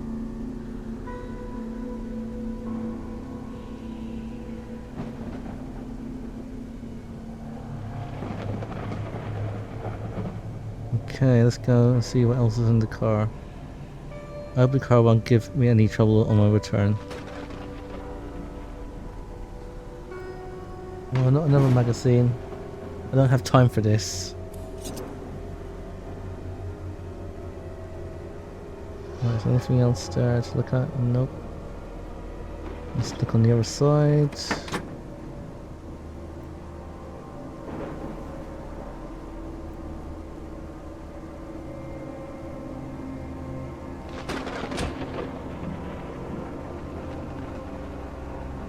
Interrupt this program to bring you alarming news.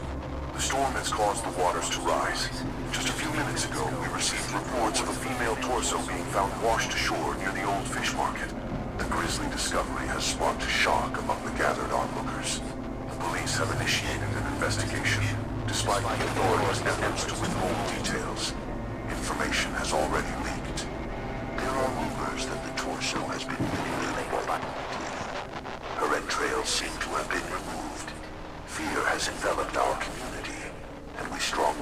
advise everyone to exercise caution, particularly young women walking alone at night.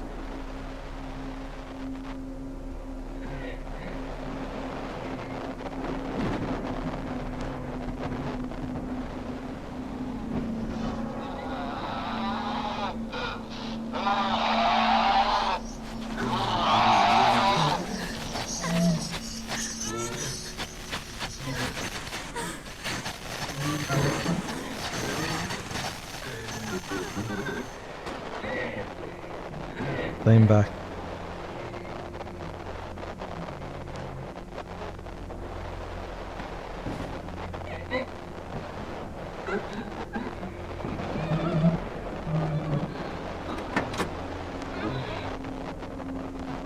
What in the world, torso? I'd rather not think about that right now. It just could be interference from another radio frequency, maybe coming from a neighbour's city. A gathering of onlookers, their expressions etched with horror. The torso exhibits signs of intentional evisceration. The head of the victim has not been found yet, making for a very difficult identification process. However, the medical examiner has uncovered strands of red hair, serving as a potential lead in our investigation.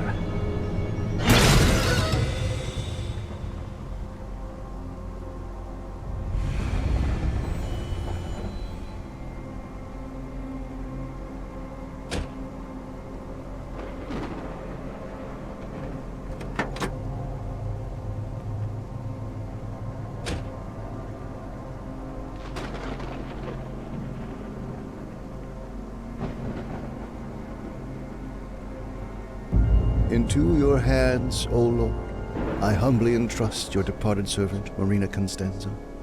In this life, you embraced her with your tender love.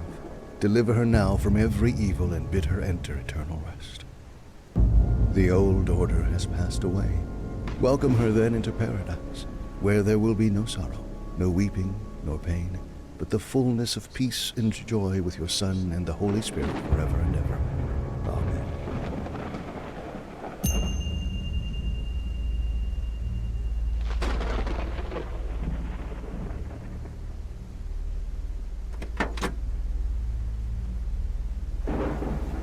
Oh my god. Are you serious?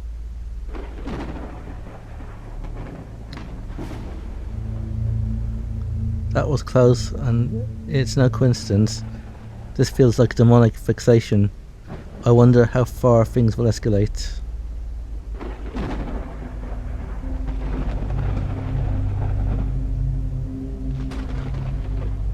I'll remove it after I'm done with the funeral. Shouldn't be too difficult.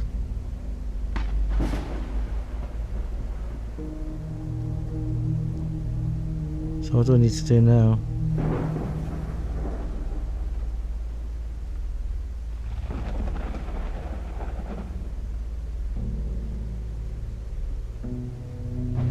So I need to find some roses.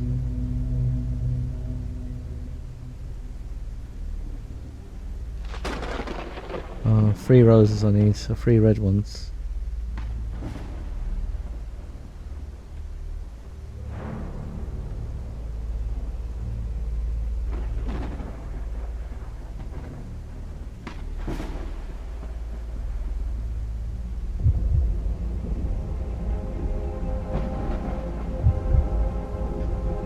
This cannot be.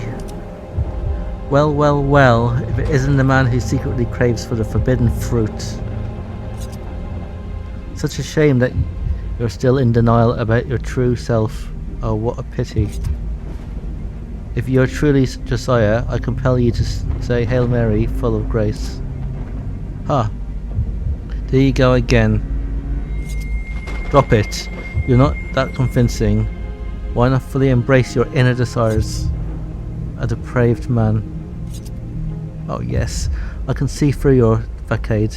I know what that intense burning sensation that's keeping you awake at night. Okay, facade.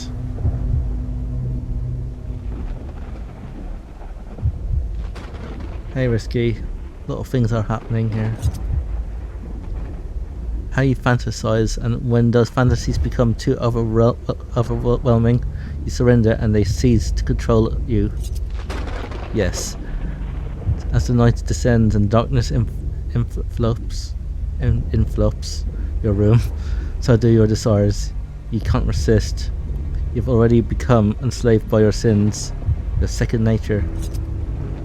Each touch is a step deeper into the abyss, a descent into the hell of your own wicked desires. Casting aside your priestly collar, slowly unbuttoning your shirt, your heart races faster and faster until... Shut your deceitful tongue. Your words hold no power over me. Oh, but they do. Tell me, did you indulge again tonight? Come on, you can confess to me. I thrive on the desire of the flesh. Were you thinking of me while pleasuring yourself? May the Lord cast you into the fiery depth of hell. That's not how you should speak to someone you care about. But fine, do as you wish. Dive into your fantasies and surrender to your desires. Just make sure your lady doesn't vanish again from where you placed her. I am not afraid of you. I will close my eyes and when I open them, you'll be gone. Okay, so I need one more petal. 6 free roses for a funeral.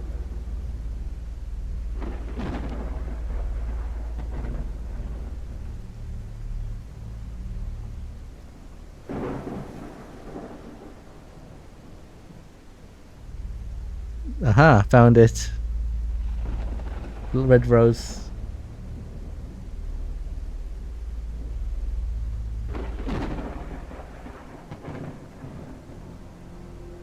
Just as the vision dissipated, vile, echoing whispers began to surround me. Upon returning to the crypt, I stopped and gazed in horror towards the entrance.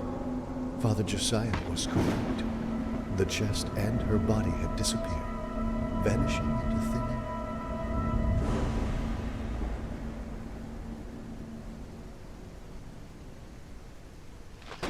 So she vanished. Oppression. Demonic oppression entails the tangible presence or physical assault of a demon.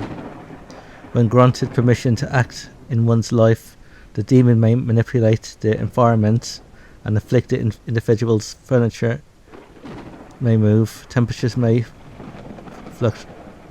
fluctuate, footsteps may be heard, or wounds may appear, as if from invisible blows. In such instances, immediate actions is imperative, including the consecration of the afflicted premises, prayers of deliverance, and seeking the assistance of a qualified exorcist.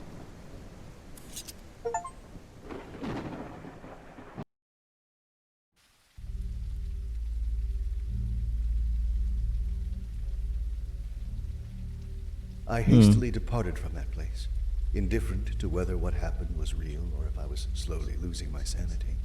An hour later, I found myself back at the rectory, where I decided to compose my resignation letter, prepare for a spiritual and psychological checkup, and surrender myself to the authorities. Little did I know that the evening held more surprises for me.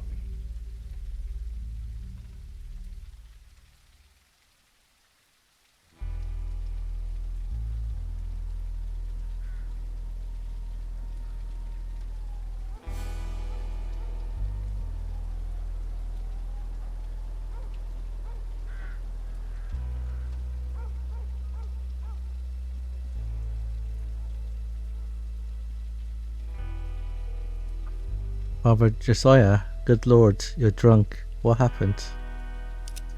It doesn't matter. I might as well be dead for all I know. I am done with this life. Don't talk like that. Let's go inside and... I'm not going anywhere. Christ, I am lost. What am I going to do? I've dug my own grave. I have betrayed the church and everyone who has ever helped me show me the kindness. You listen to me and don't look with compassion towards me. I don't deserve it. I am a bastard. Don't think I am just rambling because I have had too much to drink. I am dead serious. I have to make a confession right here on the spot. I am not who you think I am. You heard it right? Oh, but what may Father Josiah want to say with this? You may be asking yourself. I'm a sinful man. I have deceived everyone. You're talking nonsense. Let's go to sleep. Shut up! I've kept this inside for me for too long. Enough of the little secrets whispered at night. Enough with all the notes slipped through the pages of those goddamn tasteless fashion magazines. Hear me, because this is the first time I'm so honest.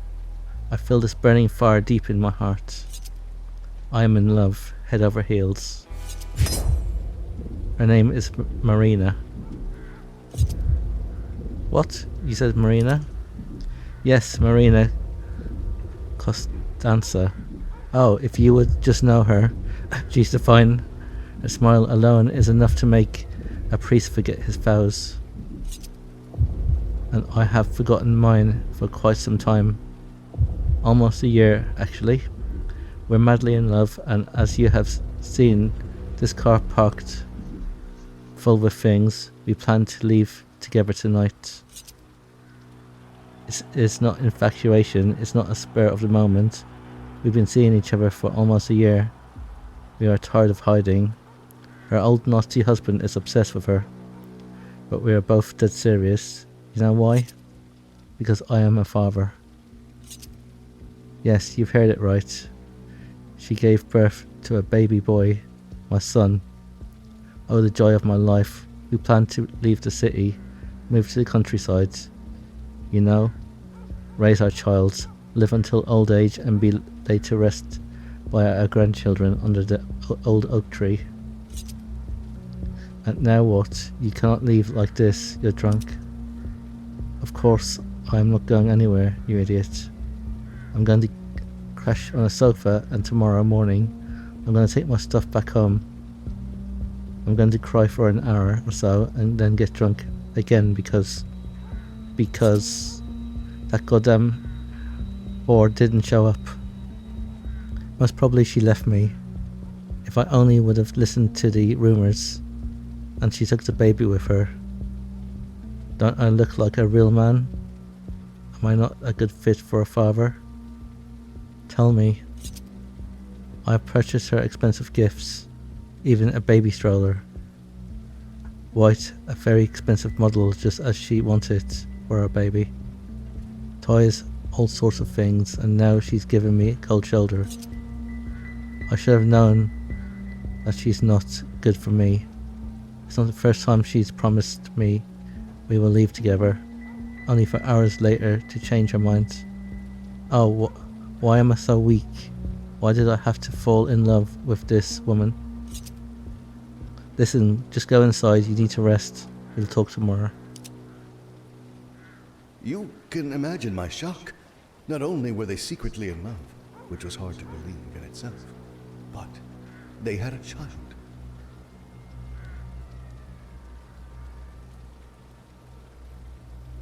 So, yeah, that's kind of confusing. Right. Yeah. Cannot yet bring myself to believe his story, yet still his teddy bear Josiah bought is proof that he must be a father.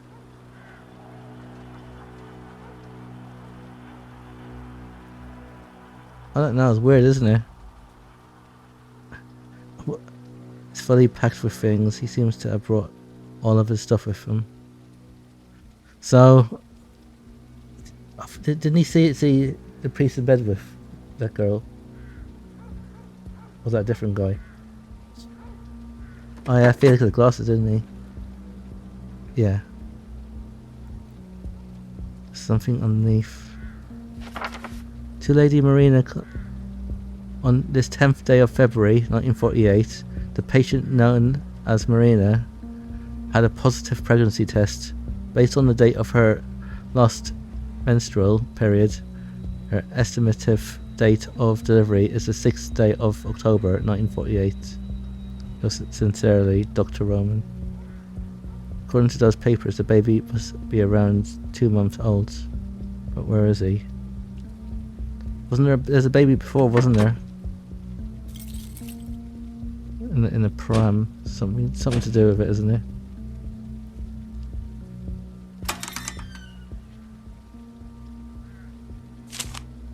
Josiah, the decoy train ticket is in play. You know how the cops do their rounds at the train station every evening? Show them a picture around. Let's hope they'll swallow the bait and believe I've left for Sinaya. The old brute will be barking up the wrong tree while we leave the country. There's one more thing I have on my mind. Though let's spill everything to Father Matthias. You're fond of him, and he was your best friend. Sharing the truth might ease our conscience.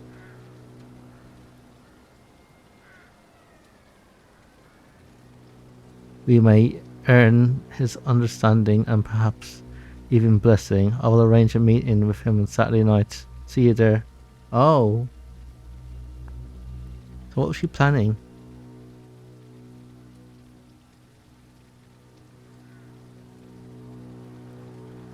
So she was running away from her husband, naughty husband.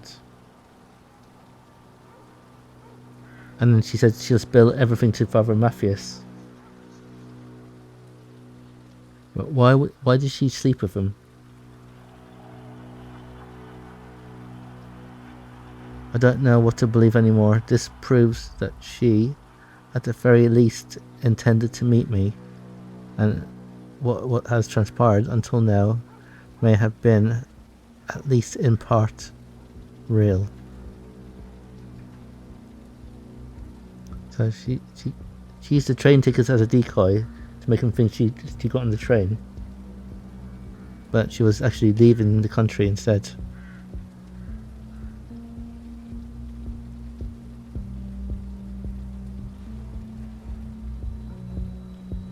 Right.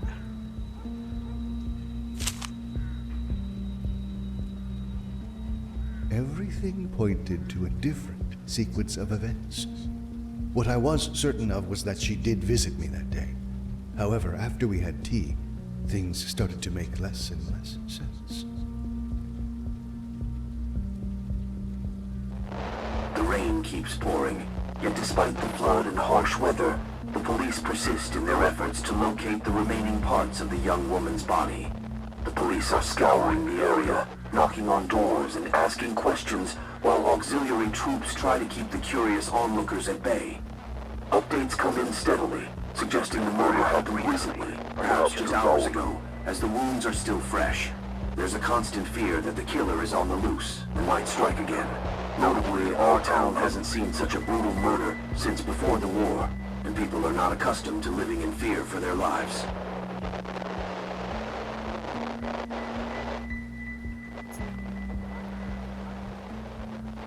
Okay.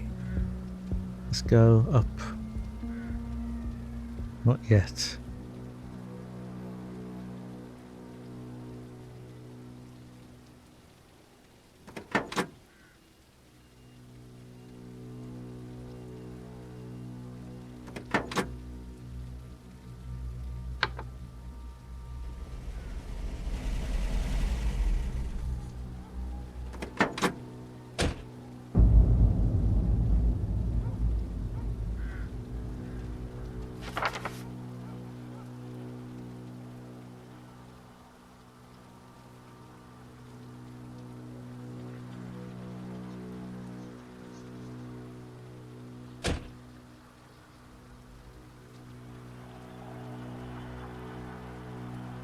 You have to be kidding.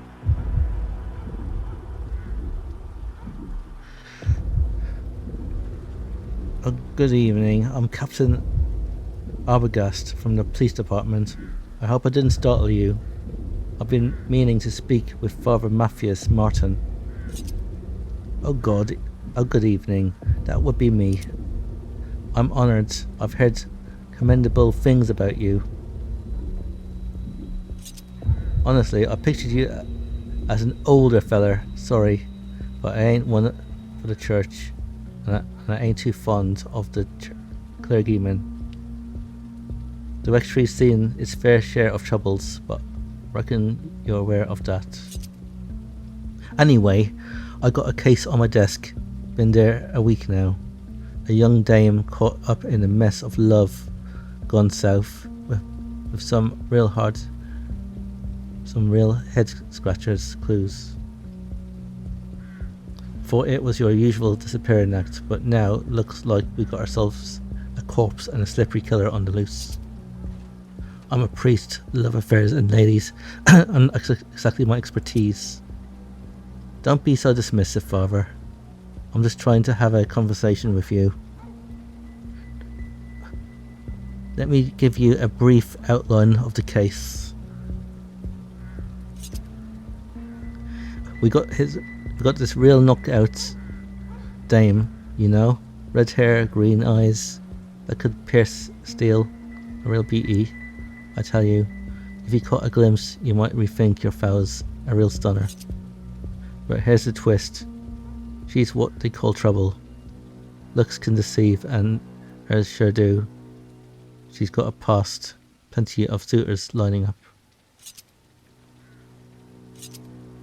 Now she's tied to some rich ex-Nazi officer who claims a clean past. But that ain't the focus. This guy's a brute, roughed her up good. She even testified against him once. The old man is past his prime in the bedroom and takes it out on her. You see, he's desperate for an heir, a real legacy to leave behind. But then one day the old man gets the news of his life. She's pregnant. Don't ask how, miracles happen, right? You know the drill, just looks like the Bible. It happens once, could happen again. But here's where it gets interesting. She's pregnant and decides to hit the road. She disappears, and the old man's losing his mind, begging us to find her. He's buying drinks, promising votes for my mayoral run. So we do our thing, follow a few leads and track down the duck who delivered the baby. We dig deeper, and before you know it, we're knocking on the door of the hotel where she's been holding up. Well, it seems your story has a happy ending, praise the Lord. Except her room is empty. She and her baby vanished into thin air. She kept moving from hotel to hotel, maybe to her secret lover, slippery as an eel. We were always one step behind her, and now it seems we're too late. Now my tale sounds like something straight out of the pulps, but here's where it gets even darker. Just a few hours ago they found a torso washed up down the old fish market. A grim sight, let me tell you. You see, the storm busted the dam upstream, sending torrents of water raging down, hauling all sorts of junk into the city. Mostly old stuff, rotten and decayed.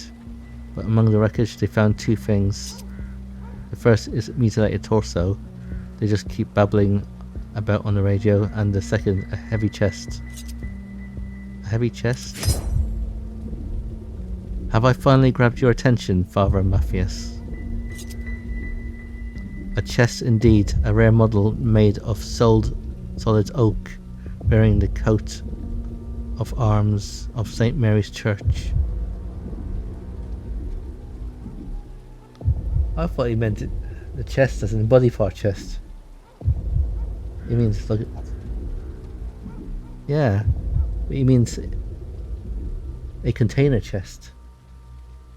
And didn't I have a container chest as well? Yeah. You're looking a bit pale, Father, and I haven't even told you about the scent. The paddling inside the chest smelled like roses, a strong aroma. It was soaked in blood and murky water, turned our stomach disgusting. My boys are down at the fish market where they found the gruesome discovery. Just got word they stumbled upon some other parts too. I'm sorry, but this is too much if you want to make an arrest. Hold your horses, Father. Innocent until proven guilty, remember? I haven't claimed there's a link between your hefty chest and the corpse, but if there is, you can bet I'll be back off knocking on your door. God, I pray that her baby is still out there somewhere. If only we knew who the father was. Right now, my boys are scouring for a way to ID her beyond any doubt. If we laid our hands on her head, that would be our strongest piece of evidence. If it turns out to be her, that's when I'll be paying you another visit. Let's hope not. And this is all just a cruel twist of fate. Catch you later, and hey, God bless. God bless. God bless you too. He started there, didn't he? Ooh, nearly finished.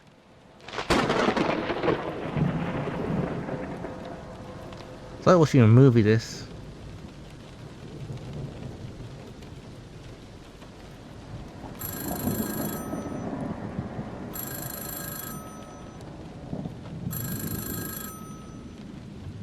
Hello.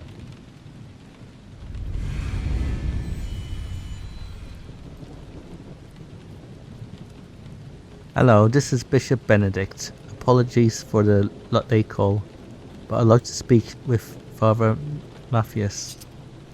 Father Matthias speaking. What seems to be the problem? Father Matthias? I'm sorry, but I'm having some interference. Barely hear you. It's probably the storm.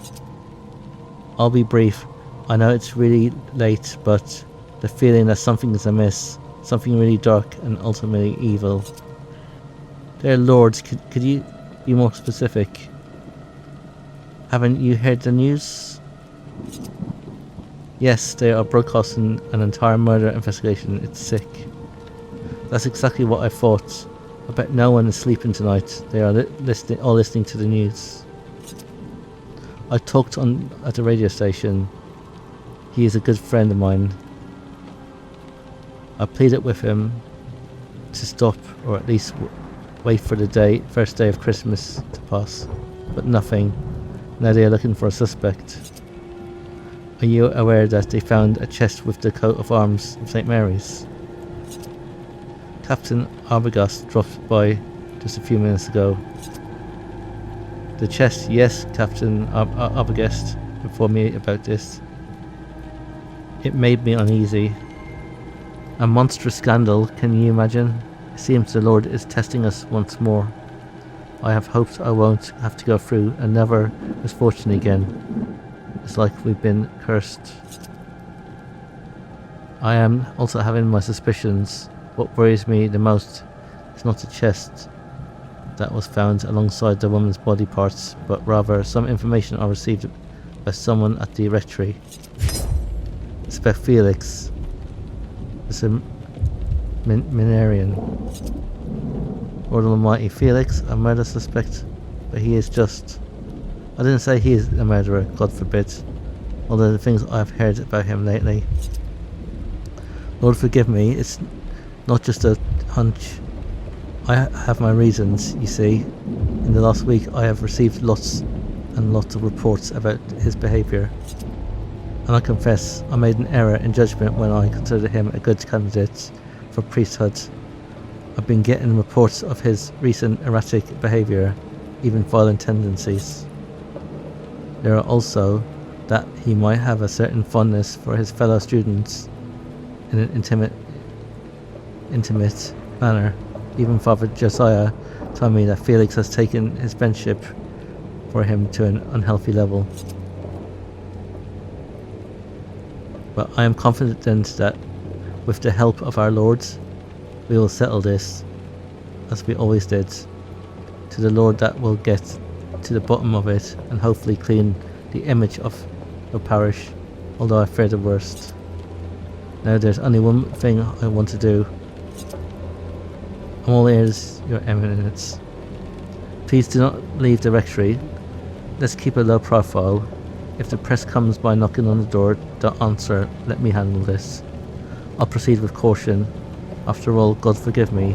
It's not the first time when I have to do this. Rest now. There are difficult days ahead waiting us all. I felt as if the veil had been lifted from my eyes. What if something truly awful had occurred at the rectory and I witnessed it? Perhaps the trauma was too overwhelming, causing me to lose touch with reality. Could I have concocted this seemingly romantic affair as a coping mechanism? Then what was the real picture? What happened with Marina after we had tea? Felix was around that night. Maybe. Don't know. It's hard to say. Yeah, Felix was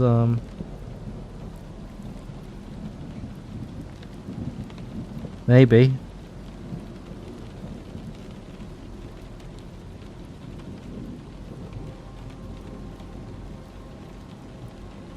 Right. Something's going on.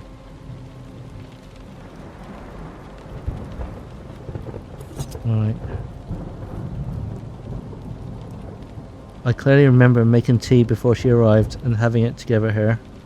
Am I delusional? I'll check here and downstairs. Right. Just gotta look around for arrow or little things.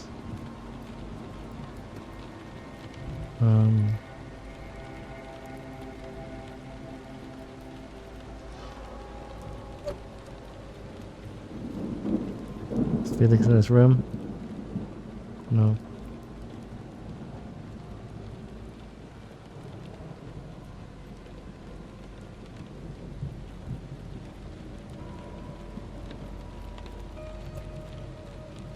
There's a chair.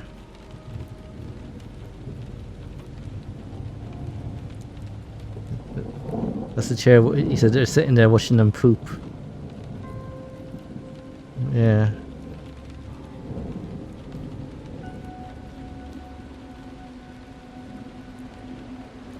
Has it crashed again? Escape don't work. Doing another restart, guys. It's crashed again.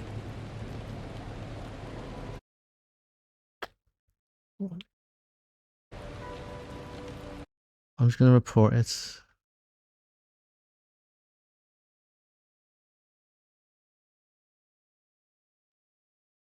So far, 2 crashes.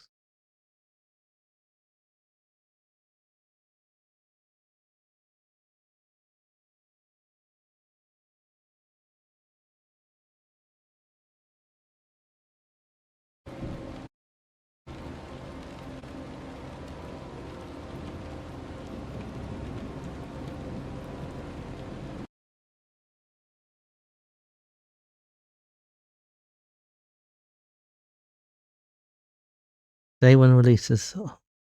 It's always crashing and stuff.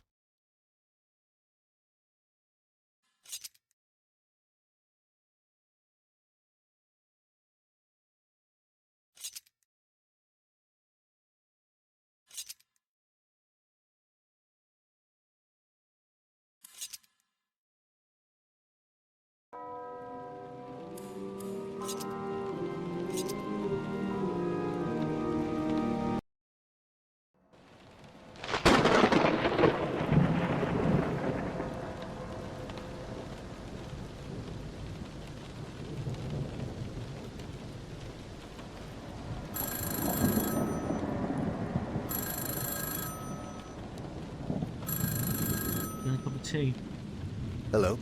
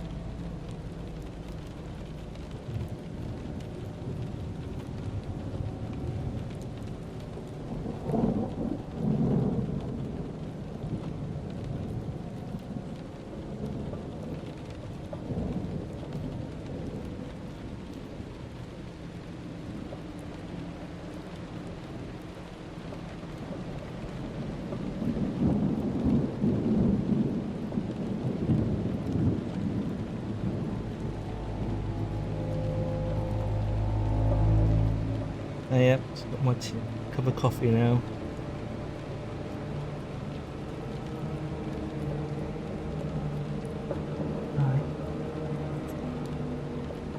We read all this already, so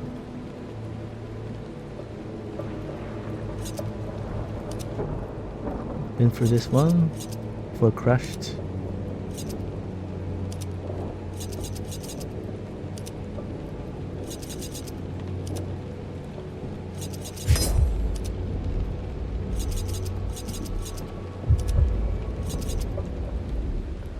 I felt as if the veil had been lifted from my eyes. What if something truly awful had occurred at the rectory and I witnessed it? Perhaps the trauma was too overwhelming, causing me to lose touch with reality. Could I have concocted this seemingly romantic affair as a coping mechanism?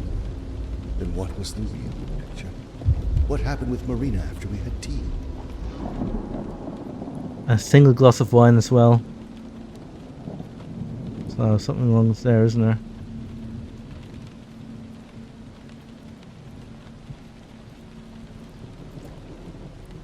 Alright.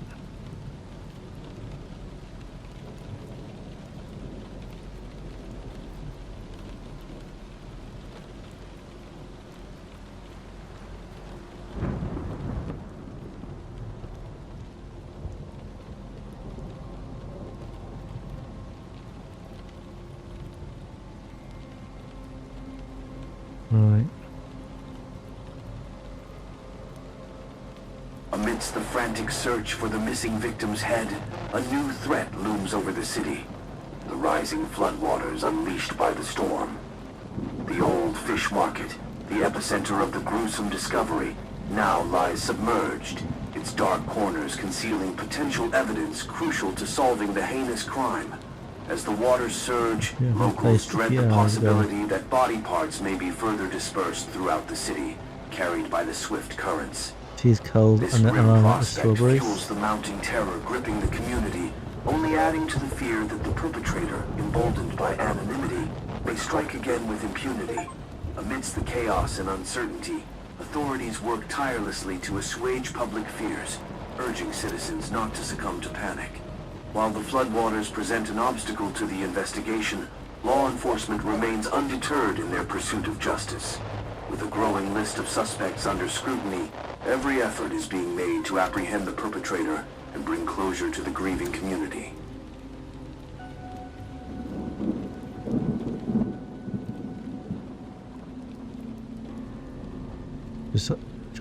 Josiah, you seem bothered. It's as if I don't know you anymore. I feel you're hiding something. Your behavior has changed lately and I don't know what to make of it. You're nervous and it seems like nothing I do has any effect on changing your mood. You're full of anger. I can feel that. Please talk to me. You know I am your best friend. Felix. Alright.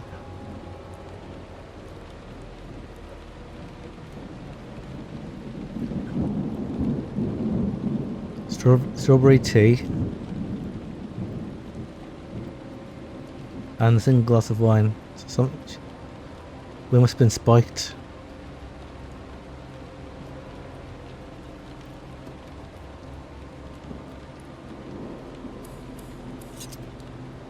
Right.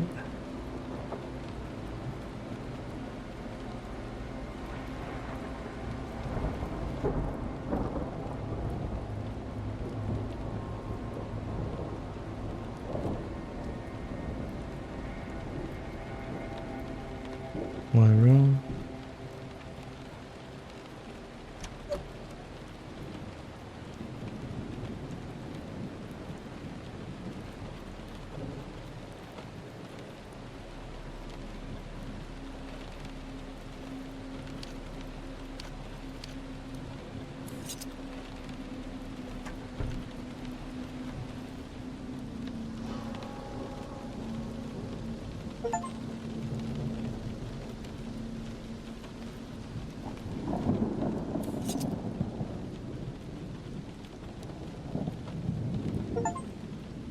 Felix, I've reached a breaking point. Tonight, I'll confess to the bishop. I cannot endure this any longer. My place is not here. Despite finding comfort and salvation within the Holy Church, I sense that I am on the brink of betraying it. Let's discuss this further tonight over tea.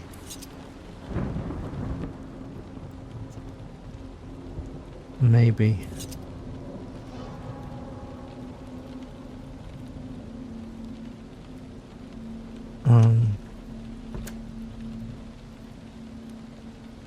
Okay, I need a code.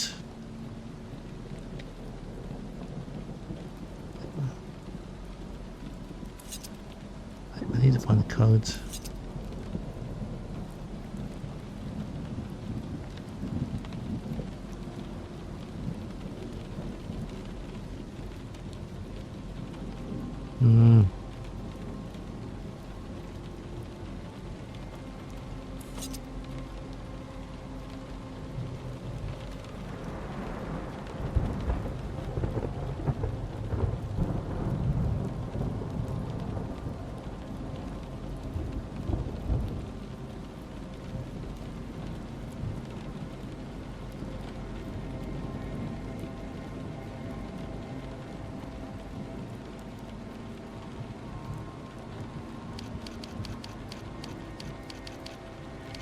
One, 2, 3, 4, 5, 6, 0, 6, 0, 2. That would be a date of birth. This would be a date. 02, 04, 19. Yeah, that's gonna be a date.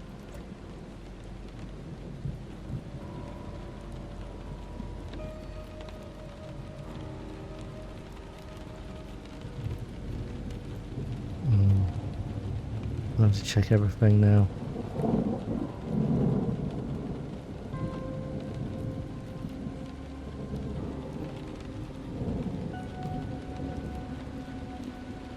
Anything there? Nothing.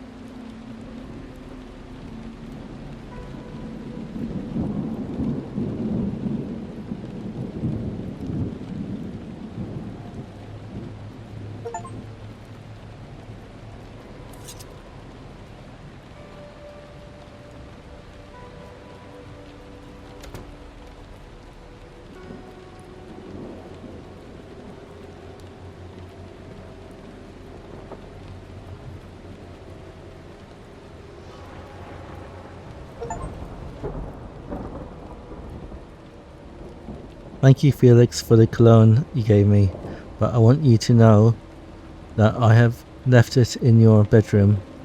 I appreciate the gesture, but I'm not in the mood for trivial matters. I have a lot on my mind. I want you to understand that your friendship means a lot to me. It's not that I have something against you, but I am simply overwhelmed. Right, let's see what to do now.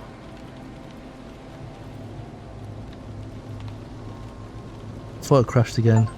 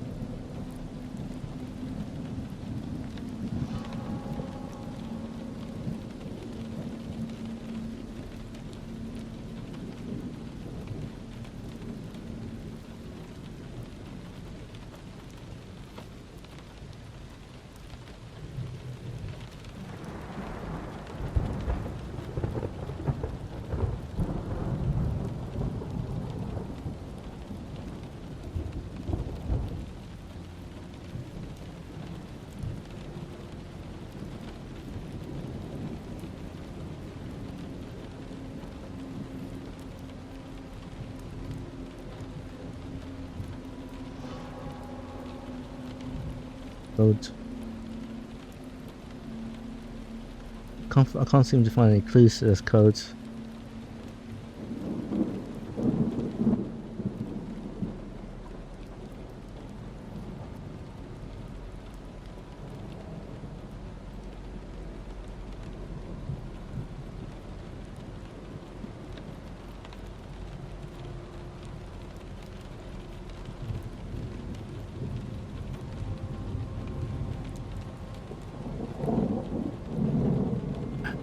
They're all asking for sensor mode.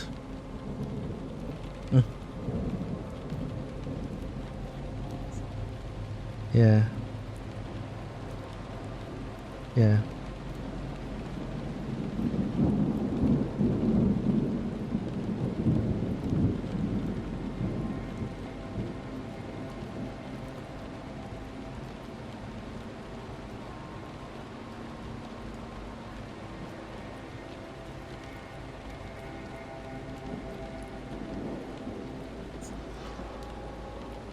Yep. And then the developer said he wasn't. He said that the YouTube is safe as long as you have the warning on it.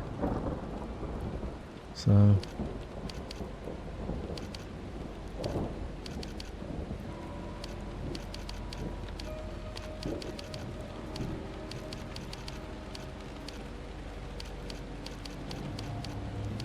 Do you want to try and guess it? You can read the mouse.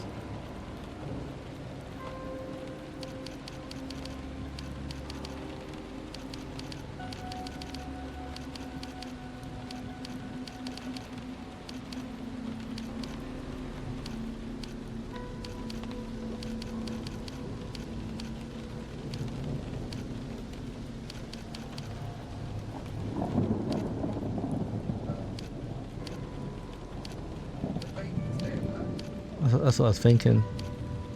You remember what day it was?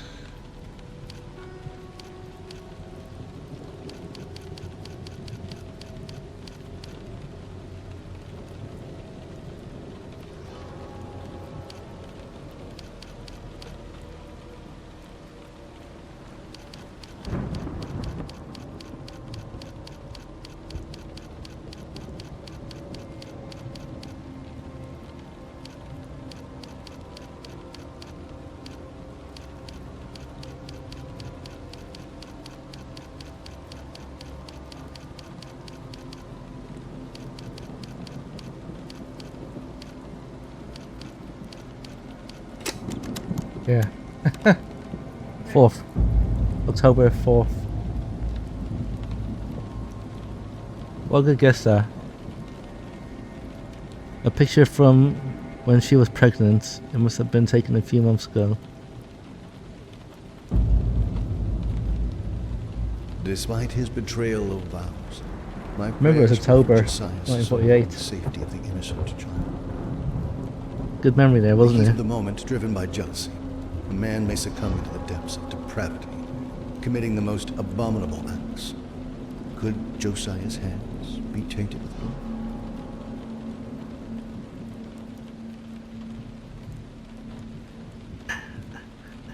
There was nothing like it only came out today, this game, so there was nothing on anything, to be honest.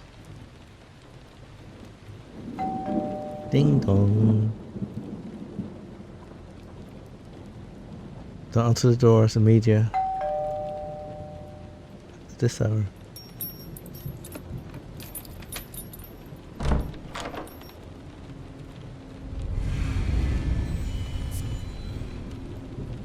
Good evening, Father Matthias.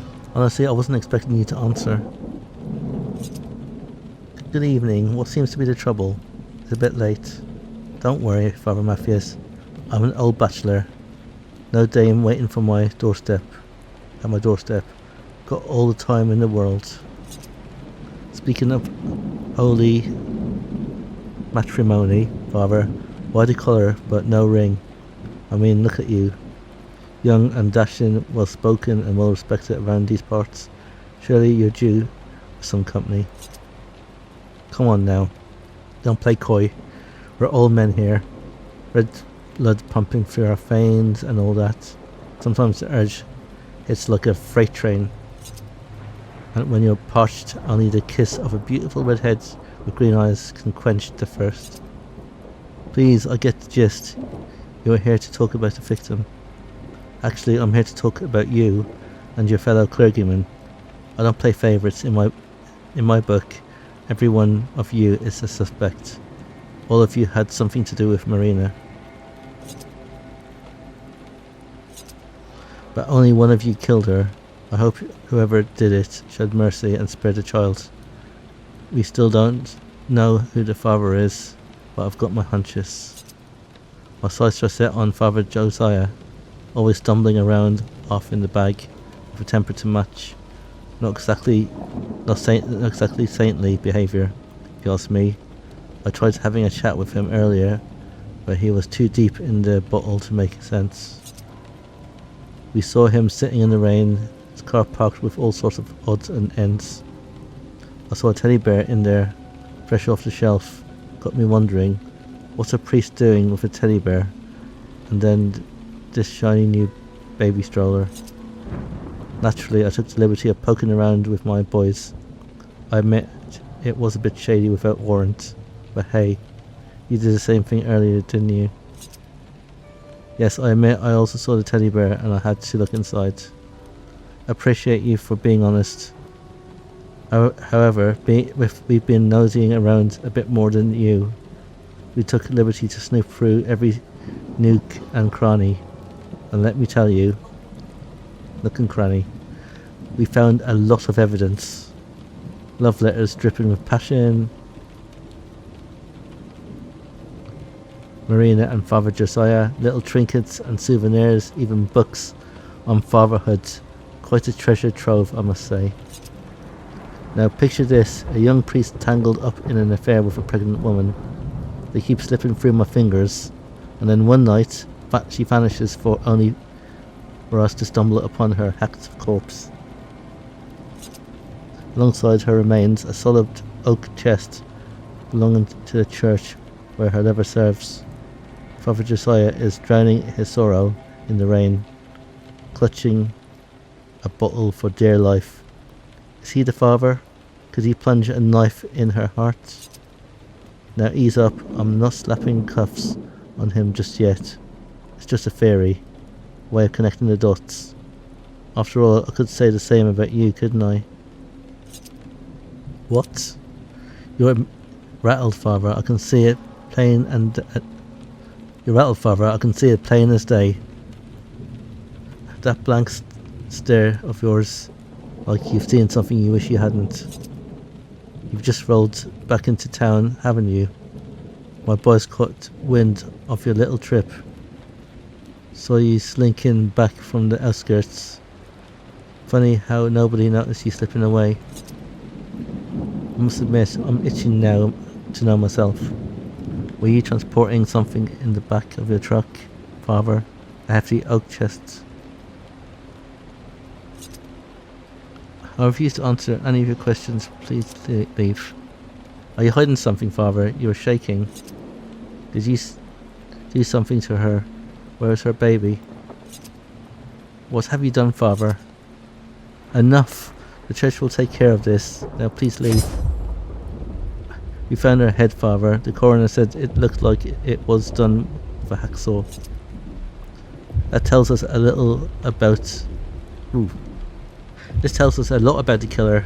It's one thing to swing an axe and be done with it, but with a hacksaw, that's a slow, deliberate act. Take time, precision. Apologies for the grim holiday cheer, Father. I wanted to handle this nice and easy, but you and your crew are giving us the runabout. I ain't fond of murderers, but I've got a soft spot for those who own up to their sins. Seeing real remorse, tears flowing, it's almost touching. So here's the deal. You got 1 hour. One of you three needs to confess. I might just spare you from the firing squad. Captain Arbogast threatened me.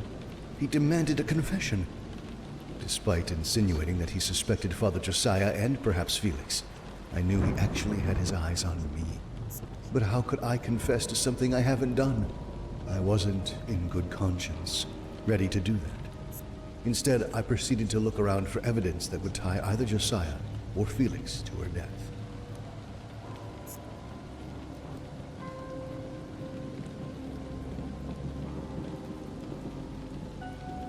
Felix's room. Nothing.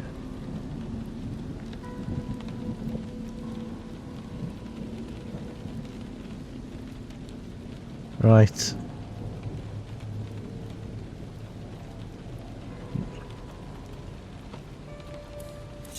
There's no evidence.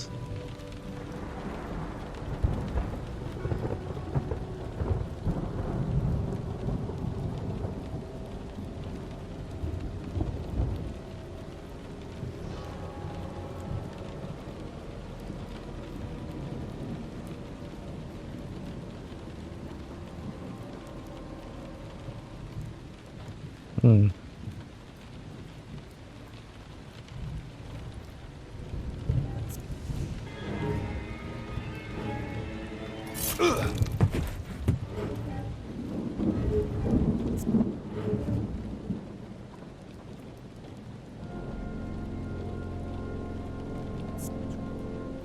Possession. Possession is the state in which a person's body is under the complete control of a demonic entity. This control extends to the individual's actions, speech, and behavior, effectively usurping their autonomy. Possession is considered a grave spiritual affliction, requiring the intervention of trained clergy, specifically exorcists, who employ ritual prayers and sacraments to liberate the possessed individual from the influence of the demon and restore their spiritual well-being.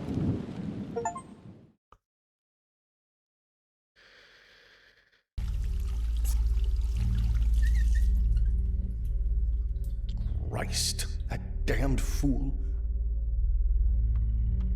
I was incredibly lucky that the blade didn't touch any of my vital organs.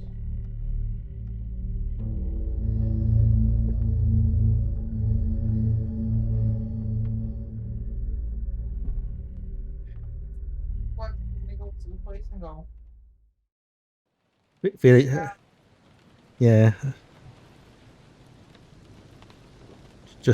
That was just Josiah, wasn't it? The guy that was having an affair. He done that a bit. But he's a chair now. Okay, so I need to get medical supplies.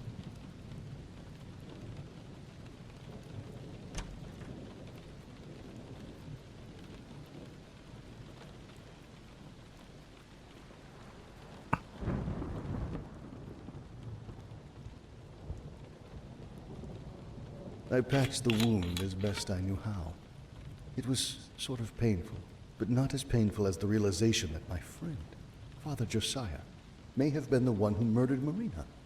It was at that moment that I decided to call the police and voice all my concerns.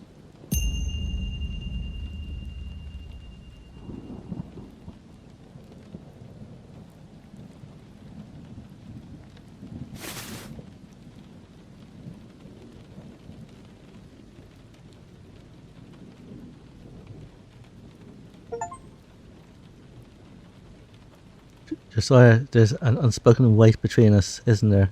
I can sense your inner turmoil as if it mirrors my own. The struggle, the constant battle against the desires. The nights spent tossing and turning, wrestling with our demons. They haunt me as much as they do you. Okay, so...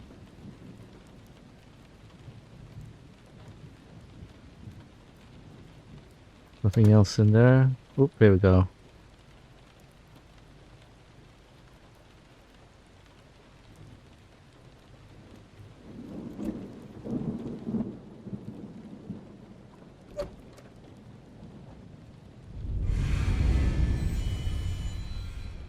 Right, when I needed it most. What am I going to do? I'm wounded. Father Josiah is drunk, violent, and armed with a knife. I don't feel safe at all. Alright.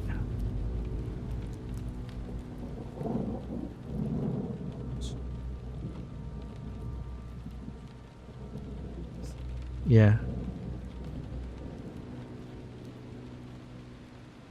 Okay, so that's the bathroom.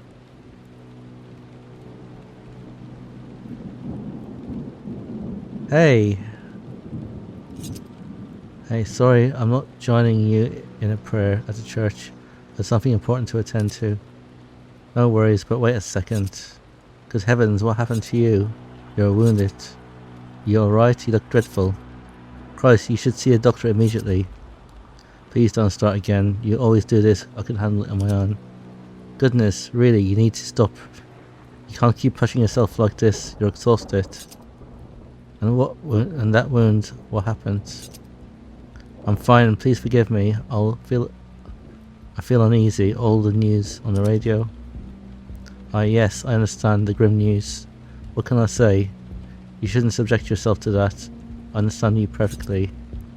Who on earth thought it was wise to broadcast all those gruesome details of the murder on Christmas Eve, just when children are waiting Santa? It's utterly thoughtless, especially during a time meant for joy and celebration. Just try to ignore it. Let's focus on the warmth of the season and joy it brings. By the way, I must go to the convent.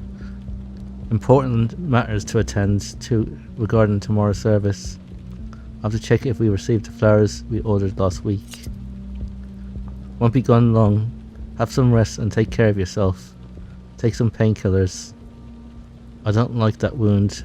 See you in the morning. Understand. By the way, may I use your phone? Oh, the phone in your room broke too? What a coincidence. I'd offer, but mine is out of order. It's been broken for a week. I regrettably neglected fixing it. I've spoken with someone to come by and have a look into it. Speaking of, I've heard your phone ringing a couple of times today. It made me wonder if someone was trying to reach me. Did anyone happen to ask for me? No. By the way, have you seen Father Josiah? Yes, unfortunately. He was drunk. He knocked at my door some time ago. I attempted to talk some sense to him, but he was rambling incoherently, completely inebriated. Poor father. I've never seen him like this. Tears streaming down his face. He kept muttering about love before staggering off. He's had his struggles with alcohol, but this time it's as though he's lost control. He's such a gentle soul, who knows? Perhaps the radio reports about the murder affected him. All those gruesome details, it's difficult not to be deeply affected. Now I really have to go. Promise me you'll steer clear of the radio. Have some rest and take care of that wound, alright? I promise. See you in the morning, God bless.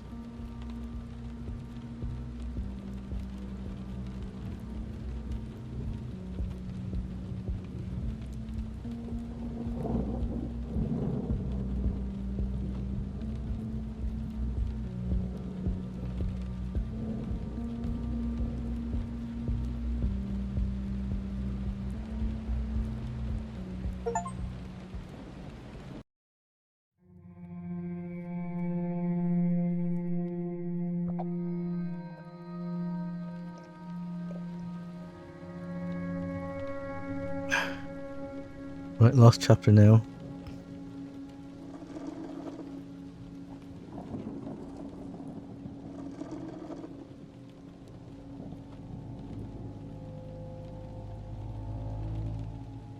Modern advancements in medicine, truly remarkable. Yes, just recently my dear friend Adrian sought my guidance regarding one of the patients struggling with traumatic memories from wartime service. I suggested confession. 2 days later, Adrian sent me a letter of gratitude after the priest absolved his patient of sins in God's name. He could see joy radiating from the patient's face.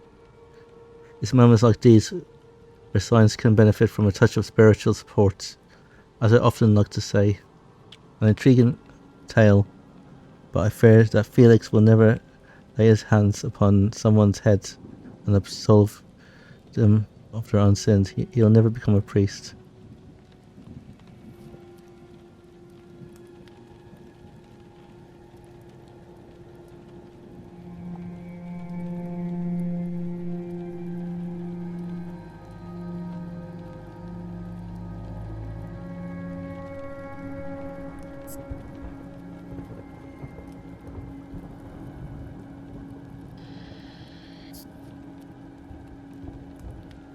Blood. Good heavens! I knew something was not right. Those towels are stained with blood. Oh Lord! I'm not touching them. If only the phone would work, I would immediately call the police.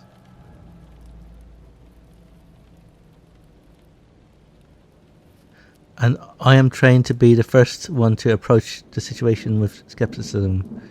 We wouldn't want someone with severe mental afflictions to be subjected to rituals that may themselves have an even more dangerous impact on the person who actually needs special medication. On the other hand, what worries me the most is that the devil and his demons would gladly take advantage of someone's mental illness to deceive the priest and those around the victim. Seems to be a reflection on demonic possession and mental illness. I must say I agree with this. Felix does his homework with dedication and wisdom. What are you hiding?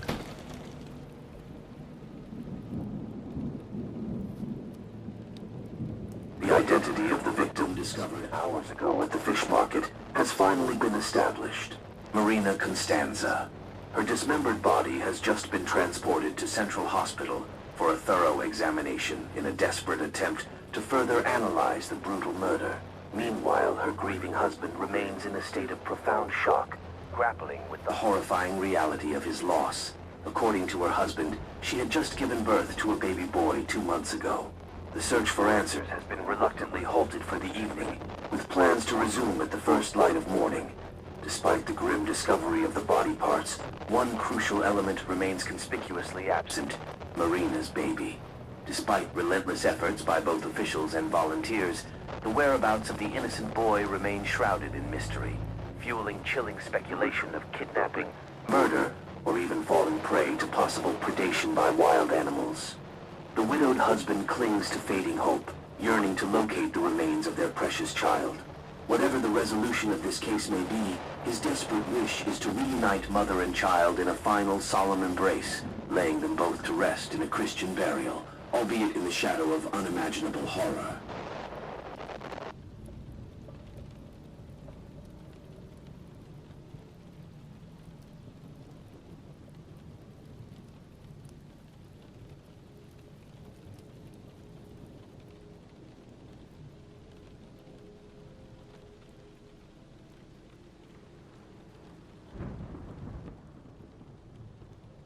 Same type of tea I had with Marina. Now that I think about it, what if somehow the tea has been tampered with? This would indicate an elaborate scheme. And that's what Bones said. Spiky. I've read somewhere that demons love the scent of violets. Odd. Some sort of sleeping pills. Significant quantities. The bottles are empty, as well as painkillers from the bathroom. What if Felix mixed the tea plants with the pills?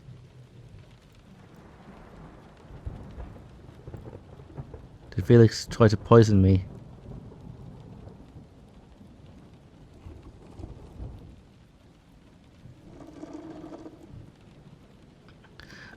A venerable elder, steeped in wisdom, counselled a brother against the sin of pride.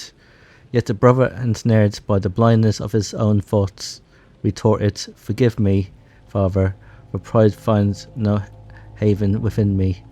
To this, the sage elder replied, "In what manner could you more starkly unveil your own pride my child, then by such a response.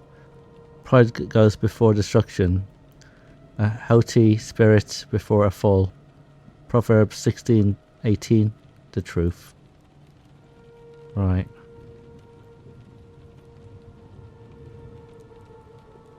Okay, you've seen that one.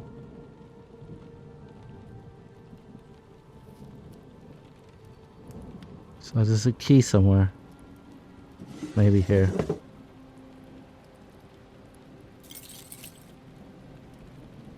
They should have had a key here in the bum. There we go.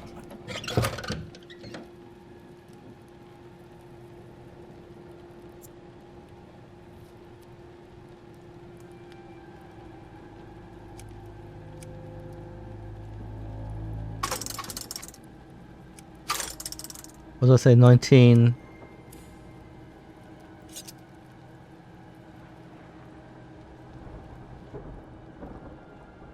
Sorry, 16:18.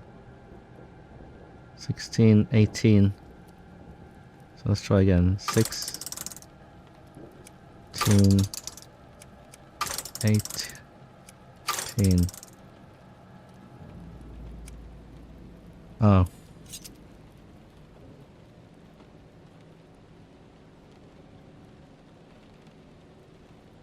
I need to find Matthews.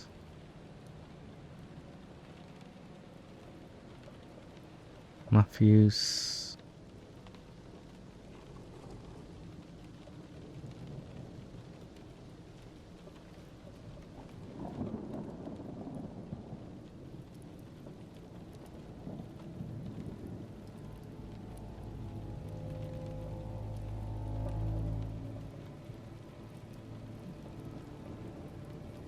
Nearly finished. On the last chapter now.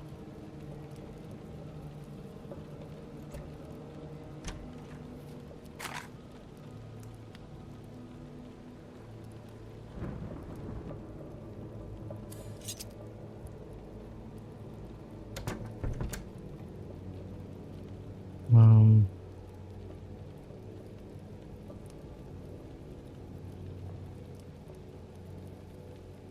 16:18.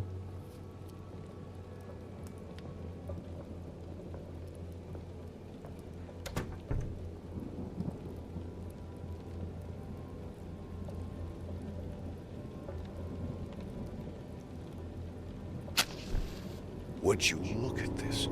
What kind of twisted fantasy are you living? This is stuff only a priest should possess.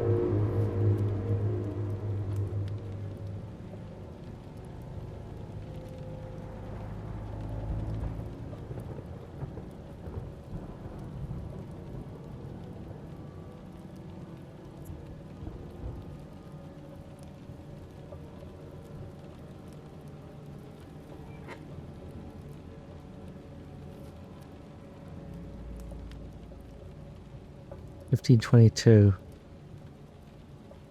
15:22.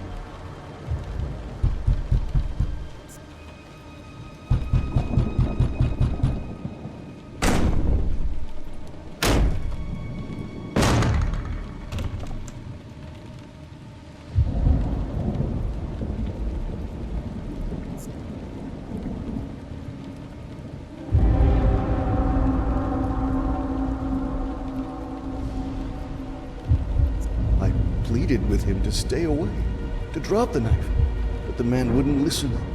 I was frantically waving the revolver towards him when suddenly...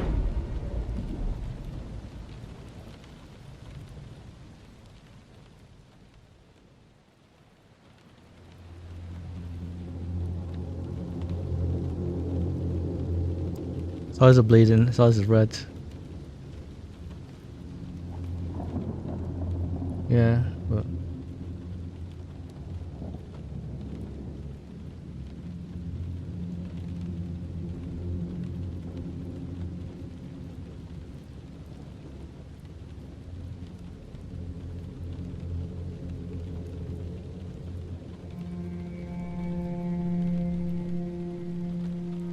At that moment, I felt as if the devil had finally won. There was no reason for me to live. I was ready to put an end to it all, when suddenly...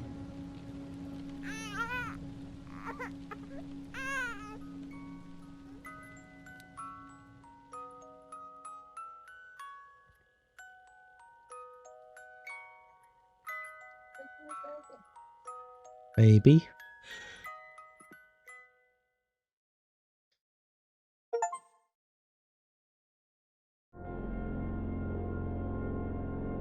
Lost confession. The confession serves as a path to reconcile with God and cleanse the soul of the penitent. It's the first step towards spiritual restoration, and the sacrament of confession, confidentially, is paramount, with the priest solemnly committed to upholding the secrecy of each confession in accordance with the laws of the Church. Here I am, with Josiah's death weighing heavily on my soul. But it feels like it was bound to happen. I know it's difficult to accept, but he made 2 attempts on my life. It was purely self-defense. However, what I can't comprehend is why I'm being unjustly accused of Marina's murder. Why doesn't anyone believe I am innocent?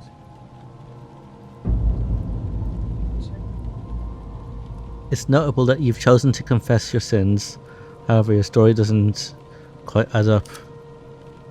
I've been repeating this over and over, I've guessed, and this henchman are pressuring me to confess to a murder I didn't commit. It was divine providence that led me to discover the baby in Felix's room just before they arrested me. I did not kill Marina. I stand by my innocence with every fibre of my being. I go to my grave proclaiming it. Can't you see that's exactly what they wanted? To paint me as a demented murderer. The whole charade was set up to pin her murder on me. This entire scandal was orchestrated from the get-go. You've got to grasp the sheer malice at play here.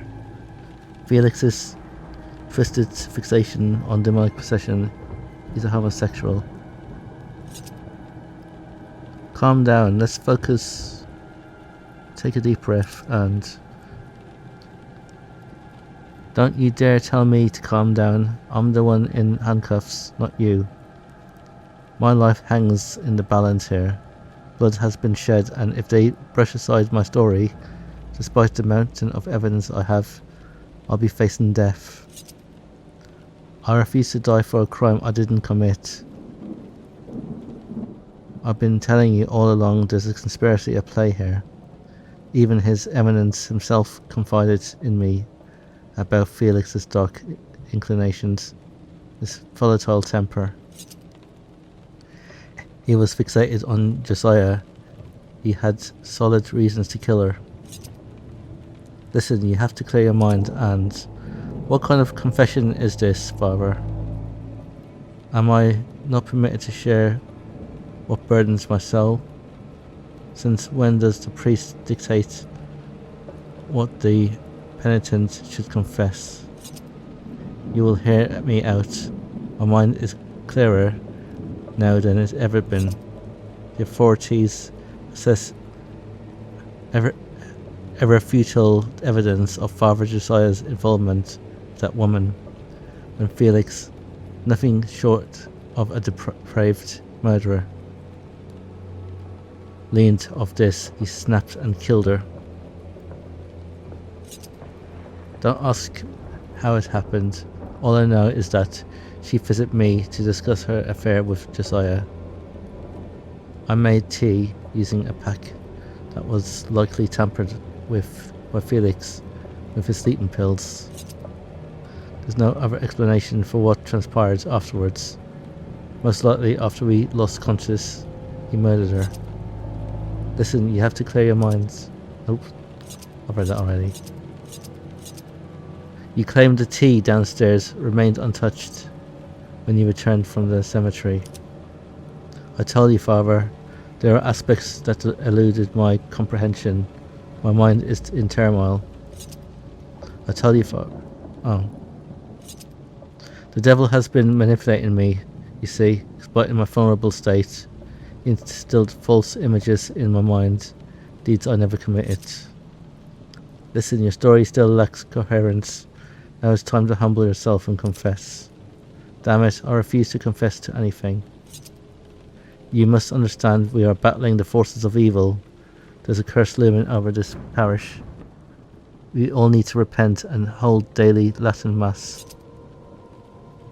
The premises require an exorcism. Justice will prevail both on earth and in heaven. We must purge all the corrupt elements tarnishing the church's reputation. And all has to start with Felix's incarceration.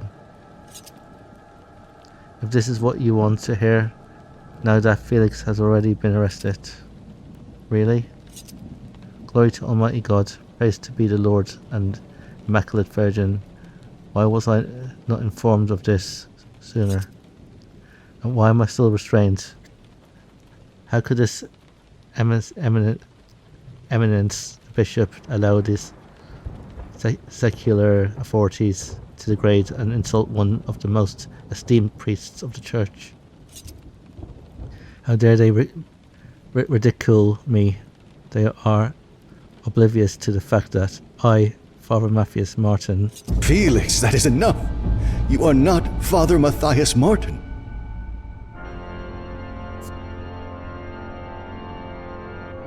Huh?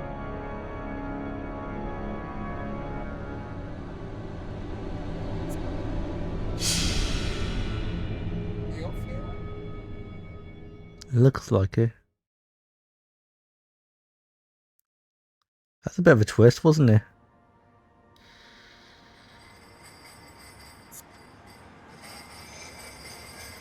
On that fateful afternoon, you received a phone call from Marina. She wanted to talk about her relationship with Josiah and came over with her baby. They planned to leave that night, yet your mind conjured a different image of her. Alluring, flirtatious, daring. In truth, she was merely a troubled soul seeking a fresh start.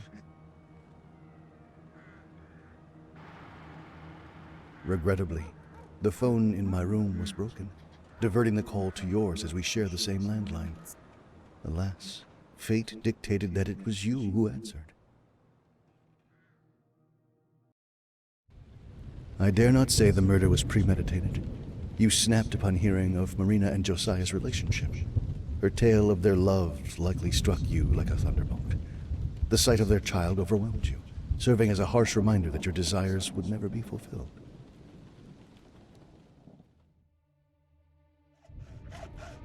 You dragged her body down into the basement, and you proceeded to dismember her with a sword.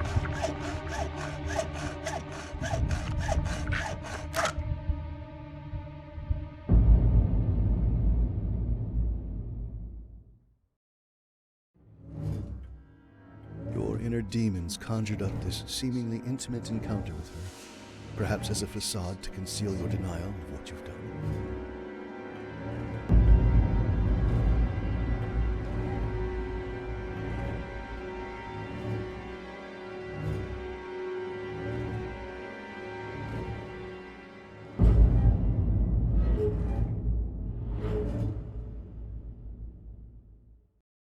While I was at the chapel conducting the midnight service, you loaded the chest into your truck and drove to the old bridge.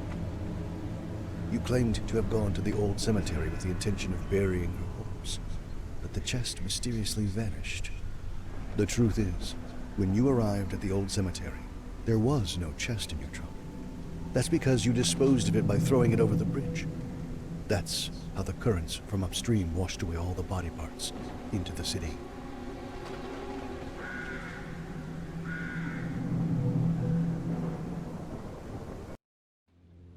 Father Josiah waited for Marina to arrive, but when he saw the stroller and heard the news of her corpse being found, he lost it. It wasn't difficult to piece everything together. It was a miracle, though, that you spared the child, whom I found in the basement. I locked him safely in my room and went straight to the police. You were arrested right after you found the baby. Praise the Lord. I dread to think what you could have done to him.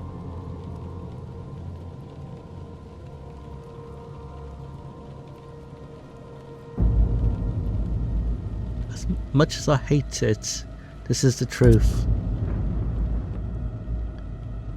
What in the world are you talking about? What twisted game are you playing, Felix? Seize this at once. This is no game. My life hangs in on the balance. Why, for heaven's sake, are you wearing a clerical shirt and the blessed stole upon your shoulder? It is forbidden. You are not a priest. You have to understand and accept the truth. Man up. You are lying. I refuse to believe your story. I refuse to believe it. You hear it? Okay. Your tale is nothing but deceit. It's vile and twisted. You are no father, Matthias. Martin. Despite your pretense, you will not escape justice. You've been colluding with Josiah all along, orchestrating this scheme to frame me for murder. You are the fifth of the secular world, seeking to undermine the authority of the Holy Church. You are embodiment of this degenerate society. Felix, even if you continue pretending to be someone you're not, the outcome will still be the same. But I don't want to go to prison. Yes, I confess before the Lord that I have faltered. There are times when I lose control. I've immersed myself for too long in my fantasies, allowing them to overpower me, and I didn't even try to resist. I indulged in sin. I reveled in it. It was intoxicatingly sweet. Do not despair, there's always hope. In time you will heal. Heal from what? Are you suggesting, Felix, that I am insane? Of course, that would be a brilliant scheme. Throw me in the asylum forever. Yes, Felix, carry out the devil's bidding. Attempt to tarnish the reputation of the church, you serpent. But mark my words, this world is transient, but the Holy Church will not crumble under the corrupt influence of wretches like you.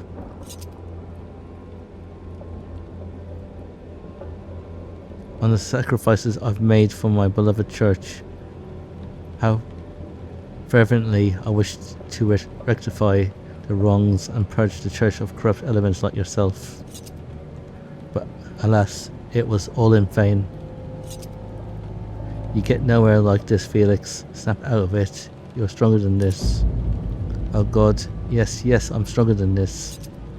But all those dreams being famous and admired, I just wanted to be loved by everyone just like you are. Oh, how messed up I am. I've made my own life a nightmare. If only I'd asked for help when I needed it. How silly of me to think I could be like you. To believe I could do anything in the world, being so proud. I've always been told by people around me that I'm the best, that I can achieve anything in the world if I try hard enough. Oh, how arrogant. But it was all lies. I believed them, and now look at me. I've done something despicable. There is always hope for redemption.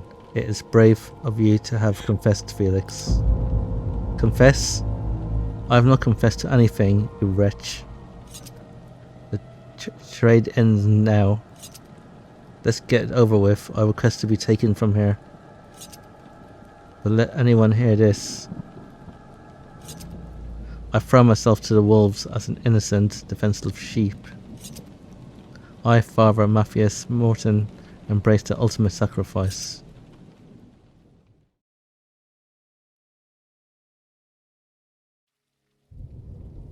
Later in the I'm asylum. hesitant to talk about this, but the rumors are true. I am a priest. I am Father Matthias Martin. And as I look at your face, your expression speaks volumes, young man. You have lived a sinful life. If it is true what they say, that you are a priest, then I'd like to unburden my soul. Ah, my child, How brave of you. Come, kneel before me. Fear not, our exchange shall be brief and entirely confidential.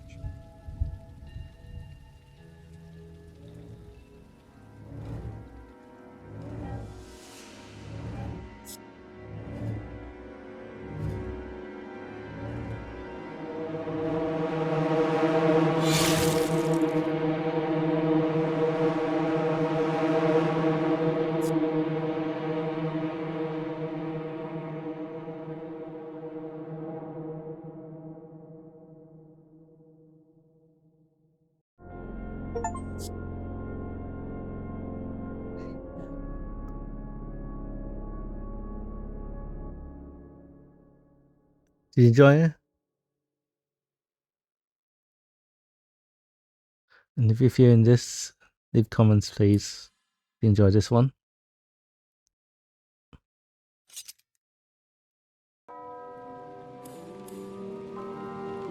And if you want to play it, it's only £5 on Steam at the moment. Day one release. Yeah.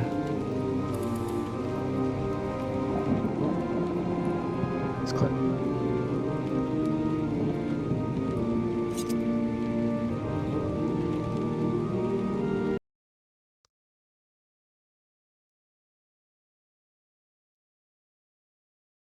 One ending to this game. That was an interesting twist. Yes, it was.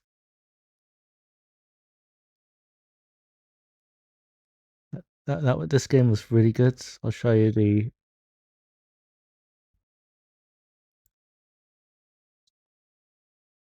Yes, Father Not a Father.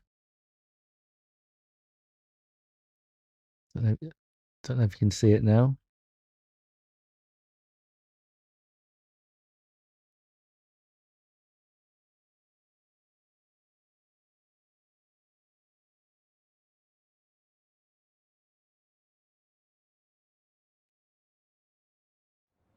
It was a beautiful afternoon that foretold nothing of the tragedy about to befall a quaint town.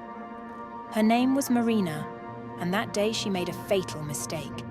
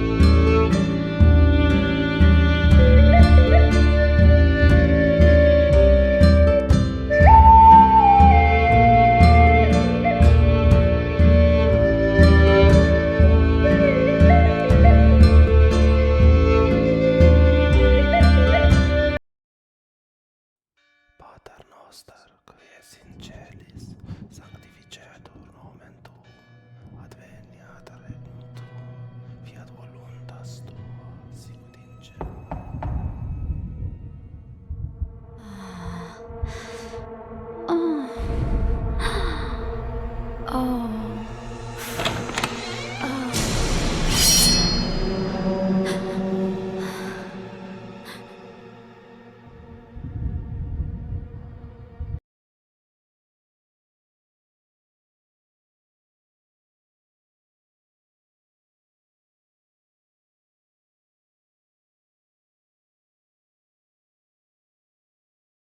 See, got all...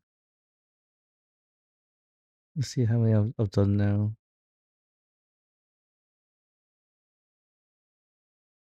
Achievements.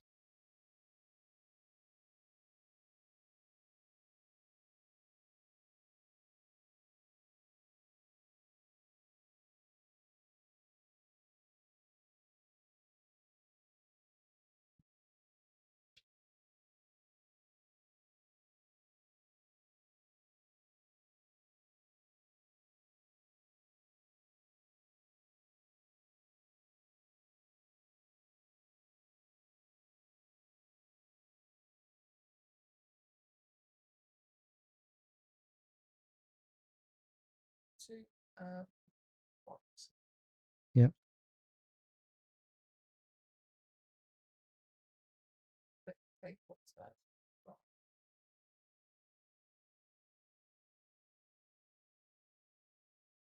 Okay, so